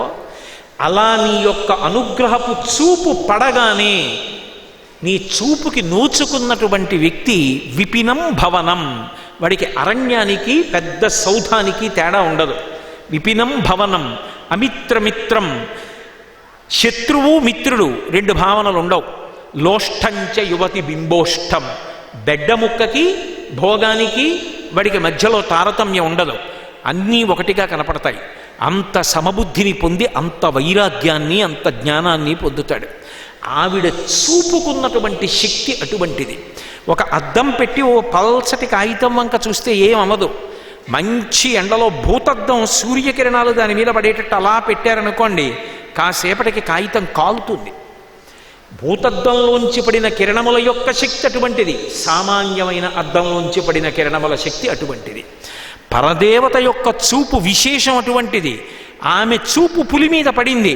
అందుకే శంకరులంతటి వారు సౌందర్యలహరి చేస్తూ దృశాద్రాఘీయస్యాదరదలిత నీలోత్పల రుచా దవీయంసం దీనం స్నపయ కృపయా మమపి శివే అనీనాయం ధన్యో భవతి నచతే హానిరియత వనేవా హర్మ్యేవా సమకరలిపాతో హిమకరహ అంటారు. అమ్మా, నీ కడిగంటి చూపు ఒక్కసారి నా చూడు, అంతే నేను అభ్యున్నతిని పొందుతానమ్మా అంటారు. ఆ తల్లి చూపులలో పడడం అనేటటువంటిది అంత గొప్ప విశేషం. అంటే ఆమె అనుగ్రహం మన మీద పడాలి. ఆవిడికి ఎందుకో అనిపించింది, అయ్యయ్యయ్యయ్యో లోపల ఒక జీవుడు ఉన్నాడే, వాడు ఇంత దారుణంగా పులి అయి బతుకుతున్నాడే, పులి శరీరంలో ఎన్ని తప్పులు చేశాడో గత జన్మలలో, ఈ జన్మలో ఇంత ఘోర రూపం పొందాడే, ఒళ్ళంతా పొడలుగా ఉండి రకరకాల కాంతులతో 5 గోళ్లతో క్రౌర్యంతో కూడుకున్న బుద్ధితో తిరుగుతూ ఉంటుంది. హింస విపరీతంగా చేసే ప్రాణులలో పెద్ద పులి ఒకటి. ఇలా అయ్యాడే, నేను ఉన్న వనానికి ఉన్న గౌరవం కూడా వీడికి తెలియలేదే, నా పాదముల వంక కాదు నా చిటికిన వేలు గోటి వంక చూస్తే వీడు తరించాలే, వీడు ఈ శరీరంలో ఉన్న కారణం చేతి ఇలా అయిపోయాడే. ఆవిడికి ఏదో అనుగ్రహం కలిగింది, ఇలా చూసింది, ఆమె చూపులలో పడ్డాడు, అంతే. ఆయన ఆణవమణము, కాయికమలము, మాయికమలము 3 దగ్ధమైపోయాయి, పరమసాధు అయిపోయి. అయిపోగానే ఆవిడంది బ్రహ్మగారి వంక చూసి, దీన్ని నాతో మందర పర్వతానికి తీసుకెడుతున్నాను. ఆయన ఆశ్చర్యపోయాడు. అమ్మా, పెద్ద పులిని మందర పర్వతానికి తీసుకెడతావా అన్నాడు. అవును, పెద్ద పులి అయితేనే నా అనుగ్రహానికి నోచుకుంది, దీన్ని తీసుకెళ్ళి శంకరుడికి బహూకరిస్తాను. నీ ముచ్చట నేనెందుకు కాదంటానమ్మా, తీసుకెళ్ళు అన్నాడు. ఆమె అంతఃపురానికి వెళ్ళింది, పెద్ద పులి కూడా అంతఃపురానికి వెళ్ళింది. బయట ఉండమని ఆవిడ లోపల ఏకాంత మందిరంలోకి వెళ్ళి శంకరుడి పక్కన కూర్చుంది. శంకరుడు ఇలా చూసి ఓ నవ్వు నవ్వాడు. కాళీ అన్నందుకు ఇంత ఉద్ధత, ఆ శరీరం వదిలిపెట్టి ఈ శరీరం పొందావా అని అమ్మవారి వంక నవ్వాడు. శివ, అసలు ఈ శరీరం ఎందుకు వదిలానో, నల్ల రంగు తొడుగు ఎందుకు వదిలానో మీకు తెలుసు, నాకు తెలుసు, చాలు అని. ఎందుకని అది కౌశికీ రూపాన్ని పొంది శుంభుల్ని వధిస్తోంది, వింధ్య పర్వతం మీద కూర్చుంది. ఏదో ఇద్దరూ కొంతసేపు సంతోషంగా మాట్లాడుకున్నారు. లోకములను రక్షించడమే వాళ్ళ మాటలు. భ్రోభుగ్ని కించిత్ భువన భయభంగ వ్యసనిని అంటారు శంకరాచార్యులు వారు. లోకములను ఎలా రక్షించాలన్న ఆలోచనలో ఎప్పుడు భ్రుకుటి ముడివేసి ఉంటారట వాళ్ళు. వాళ్ళకి అంతకన్నా ఆలోచించడానికి ఏముంటుంది? ఆలోచించడానికి కొడుకు ఉద్యోగం రాలేదని బెంగ, కూతురు పెళ్ళవలేదని బెంగ. మూకశంకర్లు హేరంబీచ గుహీచ హర్షభరితం వాత్సల్యమంకూరయన్ మానద్రోహిణి పురుషే సహభువం ప్రేమాంకురం ఎంజయన్ అంటారు. అమ్మ, నీకు బెంగ పెట్టుకోవడానికి అసలు ఏ విషయం ఉంది కనుక? పెద్ద కొడుకు చూస్తే హేరంబుడు. లోకంలో తల్లి మొదటి కొడుకుని కనగానే అనుకుంటుందిట, వీడు బాగా వృద్ధిలోకి వచ్చి మంచి పదవులు పొంది డబ్బు సంపాదించి పేరు ప్రఖ్యాతి లోకంలో అందరికీ ఉపకారం చేసేవాడన్న కీర్తి పొంది ఊరుకోకూడదు. మా ఆయన్ని గుండెల్లో పెట్టుకు చూసుకోవాలి, ఎప్పుడూ నాన్నగారి పక్కన ఉండాలి. అంతేగాని వాడు ఎంత సంపాదిస్తే మాత్రం ఎప్పుడో తప్పసలు నాన్నగారి దగ్గరికే రాకపోతే, జన్మాంతరంలో ఒక్కసారి నాన్నగారు పడుకుంటే వాడు కాళ్ళు పట్టకపోతే వాడు ఎక్కడో ఉన్నాడో తృప్తి అంతే కొడుక్కి. ఏడు దానివల్ల ఉపయోగం కాదు. పుత్రగాత్ర పరిష్వం గొప్పదంటోంది, పరిష్వంగం గొప్పదంటోంది. అంటే నేను ఏదో కారణాల చేత కొంచెం దూరంగా ఉన్న కొడుకుల్ని విమర్శిస్తున్నానని మీరు అనుకోవద్దు. ఎప్పటికైనా వాళ్ళు తండ్రి వద్దకు చేరుగాక అని కోరుకుందాం. కాబట్టి అన్నిటికన్నా ఐశ్వర్యం ఏమిటంటే కొడుకుని చూడగలగడం. రోజూ ఓసారి కొడుకుని చూడడం, కొడుకుతో కలిసి అన్నం తినడం తండ్రికి గొప్ప అదృష్టం కింద చెప్తుంది శాస్త్రం. ఆ వయస్సులో తండ్రికి ఉండే ఆనందం అలా ఉంటుంది, కాదనడానికి మనమెవరం? కాబట్టి అమ్మా, నువ్వు కన్న పెద్ద కొడుకున్నాడే విఘ్నేశ్వరుడు, ఆయన ఎప్పుడూ తండ్రిని వదలడం, తండ్రి పక్కనే ఉంటాడు. అలాగని ఏ పని పాడు లేక తండ్రి సంపాదించిందని భవించేవాడు కాడు. ఆయనంతటా ఆయనగా విఘ్నాధిపతి, సిద్ధి బుద్ధి ఇవ్వగలిగిన వాడు, విద్యాగణపతి, మహానుభావుడు అయినా తండ్రి దగ్గర అంత అణకువగా ఉంటాడు. హేరంబేచ గుహీచ. రెండవవాడు మహాజ్ఞాని సుబ్రహ్మణ్యుడు, ఆత్మగుహయందు ఉంటాడు, తనలో తాను రమిస్తూ ఉంటాడు, నిత్యబ్రహ్మచారి, దేవసేనకంతటికీ కూడా అధిపతి, ఇంద్రునంతటి వాణ్ణి రక్షిస్తూ ఉంటాడు. ఇక నీ భర్త లోకంలో ఏ పురుషుడైనా ఒక వయసు వచ్చిన తర్వాత పెళ్ళెందుకు చేసుకుంటాడు అంటే మనసులో పొటమరించిన కామాన్ని ధర్మంతో ముడివేసుకుని సంతానాన్ని పొందడానికి చేసుకుంటాడు. మీ ఆయన మన్మధుణ్ణి కాల్చేశాడు. అటువంటి ఉత్తముడైన పురుషుణ్ణి నువ్వు తపస్సు చేసి పెళ్లి చేసుకున్నావు. అంత గొప్ప భర్త. ఇంకా నీకు ఏముందమ్మా? నీకేం లేదు అసలు ఆలోచించడానికి. మరి నువ్వేం చేస్తుంటావమ్మా అంటే మూకశంకర్లు అన్నారు, ఆవిడ గురించి ఆలోచించుకోవడానికి ఆవిడకేం లేదు, కానీ వీళ్ళ గురించి వీళ్ళకి ఎన్నో సమస్యలు ఉన్నాయి మనుష్యులకు. వీళ్ళకి బుద్ధినిచ్చాను. ఒక్కసారి నా దగ్గరికి వచ్చి అమ్మా అంటే చాలు, వీళ్ళని ఆదుకుందామని ఎదురు చూద్దామంటే వీళ్ళు నా దగ్గరికి రాకుండా వాడి దగ్గరికి వీడి దగ్గరికి పోతారే. పోనీ అమ్మ నువ్వే ఆదరించచ్చుగా, వీళ్ళకి బుద్ధినిచ్చానుగా, పిలవకుండా ఎలా ఆదరిస్తాను? పురుషార్థం. అందుకని ఆనంబ్రేషు జనేషు పూర్ణ కరుణా వైదగ్ధ్యముత్తాలయ అంటారు. కాబట్టి వాళ్ళిద్దరూ మందర పర్వతంలో పార్వతీ పరమేశ్వరులు కూర్చుని మాట్లాడుకోవడానికి ఏముంటుంది వాళ్ళిద్దరి మధ్య విషయం అంటే లోకాలని అనుగ్రహించడం గురించి మాట్లాడుకుంటుంటారు. ఇద్దరూ మాట్లాడుకుంటున్నారు. మాటల మధ్యలో ఆవిడికి జ్ఞాపకానికి వచ్చింది, అన్నట్టు చెప్పడం మర్చిపోయానని చటుక్కున దూకింది. నువ్వు కూడా మర్చిపోతావా అన్నట్టు చూశాడు శంకరుడు. ఏమీ లేదండి, అనుకోకుండా ఓ పెద్ద పులిని చూశా. అలా చూశా, నా చూపులో పడింది పెద్ద పులి. ఇది గుర్తుపెట్టుకున్నప్పుడు దర్శనం మనం చేసుకోవడం కాదు, ఈశ్వరుడు మనని చూడడానికి మనం పాత్రత పొందాలన్న విషయాన్ని జ్ఞాపకం పెట్టుకోవాలి. అది నంది అవడం అంటే. కాబట్టి నేను ఆ పులిని తీసుకొచ్చా, వీధిలో నించుంది, మీ దర్శనం అనుగ్రహించాలండి. అమ్మవారి అనుగ్రహం కలిస్తే అయ్యా అనుగ్రహం కలగడం పెద్ద కష్టమే ఉంది. అయ్యో చూపించు అన్నాడు ఏదో తెలియనట్టు. ఆయనకి తెలియదా? ఈశాన సర్వ విద్యానాం ఈశ్వర సర్వభూతానాం బ్రహ్మాధిపతి బ్రహ్మణోధిపతి బ్రహ్మ శివోమి అస్తు సదాశివోం. మరి ఎందుకంటే ఇవన్నీ చేస్తుంటారు అంటే ప్రారంభంలో భక్తులకు ఒక భక్తి కలగడానికి లీల చేస్తుంటారు, అది కథారూపాన్ని పొందుతుంది. ఇప్పుడు ఆవిడ బయటికి వెళ్ళి లోపలికి రావోయ్ అంది. పెద్ద పులి గబగబా వచ్చి నా కాళ్ళు చాపై నీకు నమస్కారం చేసి. శంకరుడు చాలా ప్రీతి చెంది ఏమిద్దామంటావు వీడికి అన్నాడు. ఆవిడంది సోమనంది అని పేరు పెట్టండి. ఎందుకో తెలుసా? స ఉమ, మనిద్దరి ప్రీతిని పొందింది పెద్ద పులి. నేనొక్కదాన్ని అనుగ్రహించానని అనకండి. మీ దర్శనం చేయిద్దామని తీసుకొచ్చా, మీరు అనుగ్రహిస్తున్నారు. నేను అనుగ్రహించా, మీరు అనుగ్రహించారు. మన ఇద్దరి చేత అనుగ్రహింపబడి సంతోషాన్ని పొందింది, మనకి సంతోషాన్ని ఇచ్చింది. ఒక్క క్రూర ప్రాణి మన దృష్టిలో పడాలని తెలిసి కాని తెలియక కాని ప్రయత్నించడం కూడా గొప్పదే. కాబట్టి నంది శబ్దాన్ని కలిపి సోమనంది అని పేరు పెట్టి పురుష స్వరూపాన్నిచ్చి వెండి బెత్తాన్ని చేతిలో పెడదాం. బయట నిలబడుతుంది, మన అనుజ్ఞ లేకుండా లోపలికి ఎవ్వరూ రాకుండా కాపలాగా ఉంటుంది. ఆ పదవిని ఇద్దాం అని తప్పకుండా ఈ అమ్మవారి అనుగ్రహంతో సోమనంది అయి చేతిలో ఒకసారి వెండి బెత్తం పట్టుకుంటాడు, ఒకసారి బంగారు బెత్తం పట్టుకుంటాడు. పట్టుకుని బయట నిలబడతాడు. ఆమె ఒక్కొక్కసారి ఆ పెద్ద పులి మీదనే ఎక్కి కూర్చుని ఆ తల్లి విహారం చేస్తూ ఉంటుంది. విహారం చేస్తుంటే వాహనంగా స్వీకరించింది. అంటే ఇప్పుడు మీరు బాగా పట్టుకోవలసిన తత్వం ఏమిటి? అందులో రెండిటికి సంబంధం లేదు. అసలు పులి పరమ క్రౌర్యానికి మారు పేరు. అంత క్రూర స్వభావం ఉన్నటువంటి పెద్ద పులి ఆవిడ దృష్టిలో పడిన కారణం చేత అంత సత్వగుణం కలిగినటువంటి కుక్క పిల్లగా మారిపోయింది. మారిపోతే ఏమైంది? శివుని యొక్క అనుగ్రహానికి పాత్రురాలయ్యింది. అనుగ్రహాన్ని పొందితే ఏమైంది? సోమనంది అయింది. సోమనంది అయితే ఏమైంది? ఎప్పుడూ పార్వతీ పరమేశ్వరుల యొక్క అంతఃపురం ముందు కావలి కాస్తూ నిలబడిపోయింది. అంటే నేను దర్శనం చేస్తానని దర్శనం కోసం దెబ్బలాడడం కాదు, ఆయన దృష్టిలో నువ్వు పడేటట్టు బ్రతకడం నీకు రావాలి.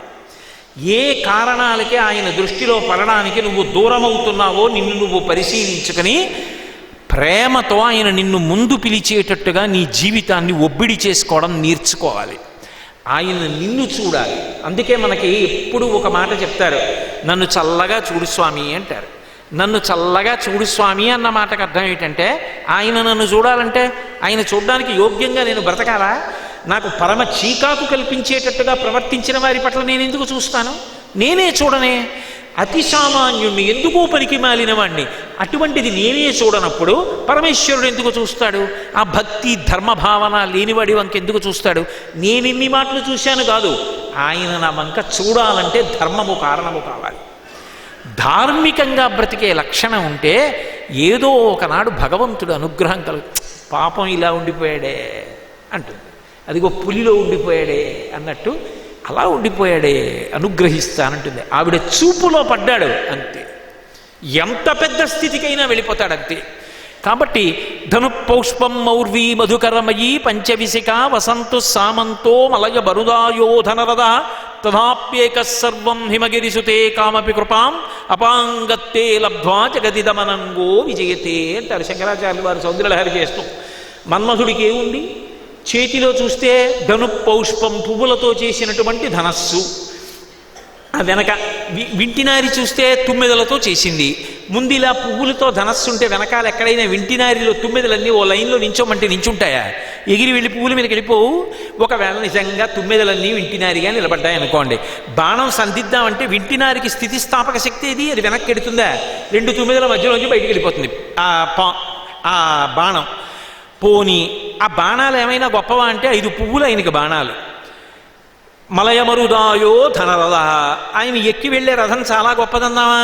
మలయ పర్వతం నుంచి వచ్చేటటువంటి గంధపు చెట్ల వాసన ఆయనకి రథం. చూడండి, ఒక్కొక్కసారి మనకేదో మంచి పాత పాట వినపడుతూ ఉంటుంది. అబ్బా మంచి పాట వినపడుతోందని ఇలా వింటూ ఉంటాం. గాలికి శబ్దం మళ్ళీ ఎటో వెళ్ళిపోతుంది, మధ్యలో పోతుంది, మళ్ళీ వినపడుతూ ఉంటుంది, మళ్ళీ పోతూ ఉంటుంది. అలా మలయ పర్వతం మీద ఉన్నటువంటి గంధపు చెట్ల వాసన మన ఇష్టం వచ్చినవే పెడుతుందా? ఎదురుగుండా శత్రువు అక్కడుంటే అది అలా పోతుంది ఆ రథం. అప్పుడు శత్రువుని చూసి పారిపోయినట్టవలా అంత బలహీనమైనటువంటి రథం మన్మధుడిది. వసంతు సామంతో, వసంతుడు ఆయనకి చెలికాడు. ఆ వసంతుడు ఉంటాడా? ఒక్క చైత్ర వైశాఖ మాసంలో వసంత ఋతువు అంతే. 12 నెలల్లో 2 నెలలు ఉంటాడు ఆయన. 2 నెలలు కనపడి 10 నెలలు కనపడిన వాడు పక్కన మిత్రుడు. ఇన్ని బలహీనతలే. అయితేనే అన్నీ వదిలిపెట్టి ఎక్కడికో హిమాలయ పర్వతము యొక్క సానువులలోకి వెళ్ళి మేము భగవంతుని యొక్క పాదములను మాత్రమే పట్టుకుని సంసారముని విడిచిపెడతామని చెప్పి కృత నిశ్చయం చేసుకుని తపస్సు చేసుకుంటున్నటువంటి వాళ్ళ మీద ఆయన యొక్క బాణములు పడినప్పటికీ కూడా ఆ తపస్సులు భగ్నమైపోతున్నాయి. అంటే అంత గొప్ప శక్తి మన్మధుడికి ఎక్కడి నుంచి వచ్చింది? ఇంత బలహీనమైనటువంటి సాధనములన్నీ పట్టుకున్నా అంటే అపాంగత్తే లబ్ధ్వా జగదిదమనంగో విజయతే. అమ్మవారు కానీ పరమప్రసన్నంగా సంతోషంగా ఇలా చూసిందా, ఆవిడ అనుగ్రహపు చూపులలో పడినవాడెవడున్నాడో వాడు ఎన్ని పరిమితమైన ఉపకరణములున్నా అపరిమితమైన శక్తిని పొందుతున్నాడు. కాబట్టి ఒక పులి పొందితే అందులో ఆశ్చర్యమే ఉంది. అందుకని పులి ఇప్పుడు వహించింది, ఆవిడ్ని మనసులో పెట్టుకుంది. అది చూడడం ఎందుకు చూసినా ఆవిడ చూపులలో పడడానికి కారణమై ఉద్ధరింపబడింది. ఆ తర్వాత పైకి శరీరం పులి, లోపలి జీవుడు పరమభక్తితో అమ్మవారిని వహిస్తున్నాడు, వాహనమయ్యాడు. కాబట్టి ఇప్పుడు హింసా స్వభావము సాత్విక స్వభావం అయిపోయింది. శరీరం పులి శరీరం. ఇంత అద్భుతమైన మార్పునెవరు తేగలరు అంటే ఆవిడ చూపులలో పడాలన్న నీ తాపత్రయం నిన్ను మార్చగలదు, ఆ భక్తి మార్చగలదు. ఇది ఆమెకు వ్యాఘ్రము వాహనమైనది. సింహం మరెందుకు వాహనమైంది అంటే చతుర్ముఖ బ్రహ్మగారు వింధ్యపర్వతం మీద కూర్చున్నటువంటి కౌశికీదేవికి పంపించాడు. అమ్మా నువ్వు ఈ వాహనం ఎక్కి శుంభనిశుంభుల్ని వధించు అన్నాడు. అంటే కౌశికీదేవి సింహవాహనం ఎక్కి శుంభనిశుంభుల్ని వధించడానికి వచ్చింది. కౌశికీ తేజస్సు పార్వతీదేవిలో కలిసిపోయింది కాబట్టి సింహవాహనం కూడా అమ్మవారి దగ్గరికే వచ్చేసింది. మళ్ళీ ఆ సింహమేమో బ్రహ్మగారు ఎందుకు పంపించాడో, సింహము వాహనం అవడం అంటే ఏమిటో, సింహవాహనం మీద అమ్మవారు ఎడుతుంది, సింహవాహనం మీద శంకరుడు ఎడతాడు, సింహవాహనం మీద శ్రీ మహావిష్ణువు ఎడతారు. సింహము వాహనంగా ఉండడం ఏమిటో, అందరూ సింహాన్ని చూస్తే భయపడిపోతారు కదా, దాని తాత్పర్యమేమి, అసలు ఆ వాహనం మీద వెడితే అంత గొప్పతనం ఎందుకు వస్తుంది?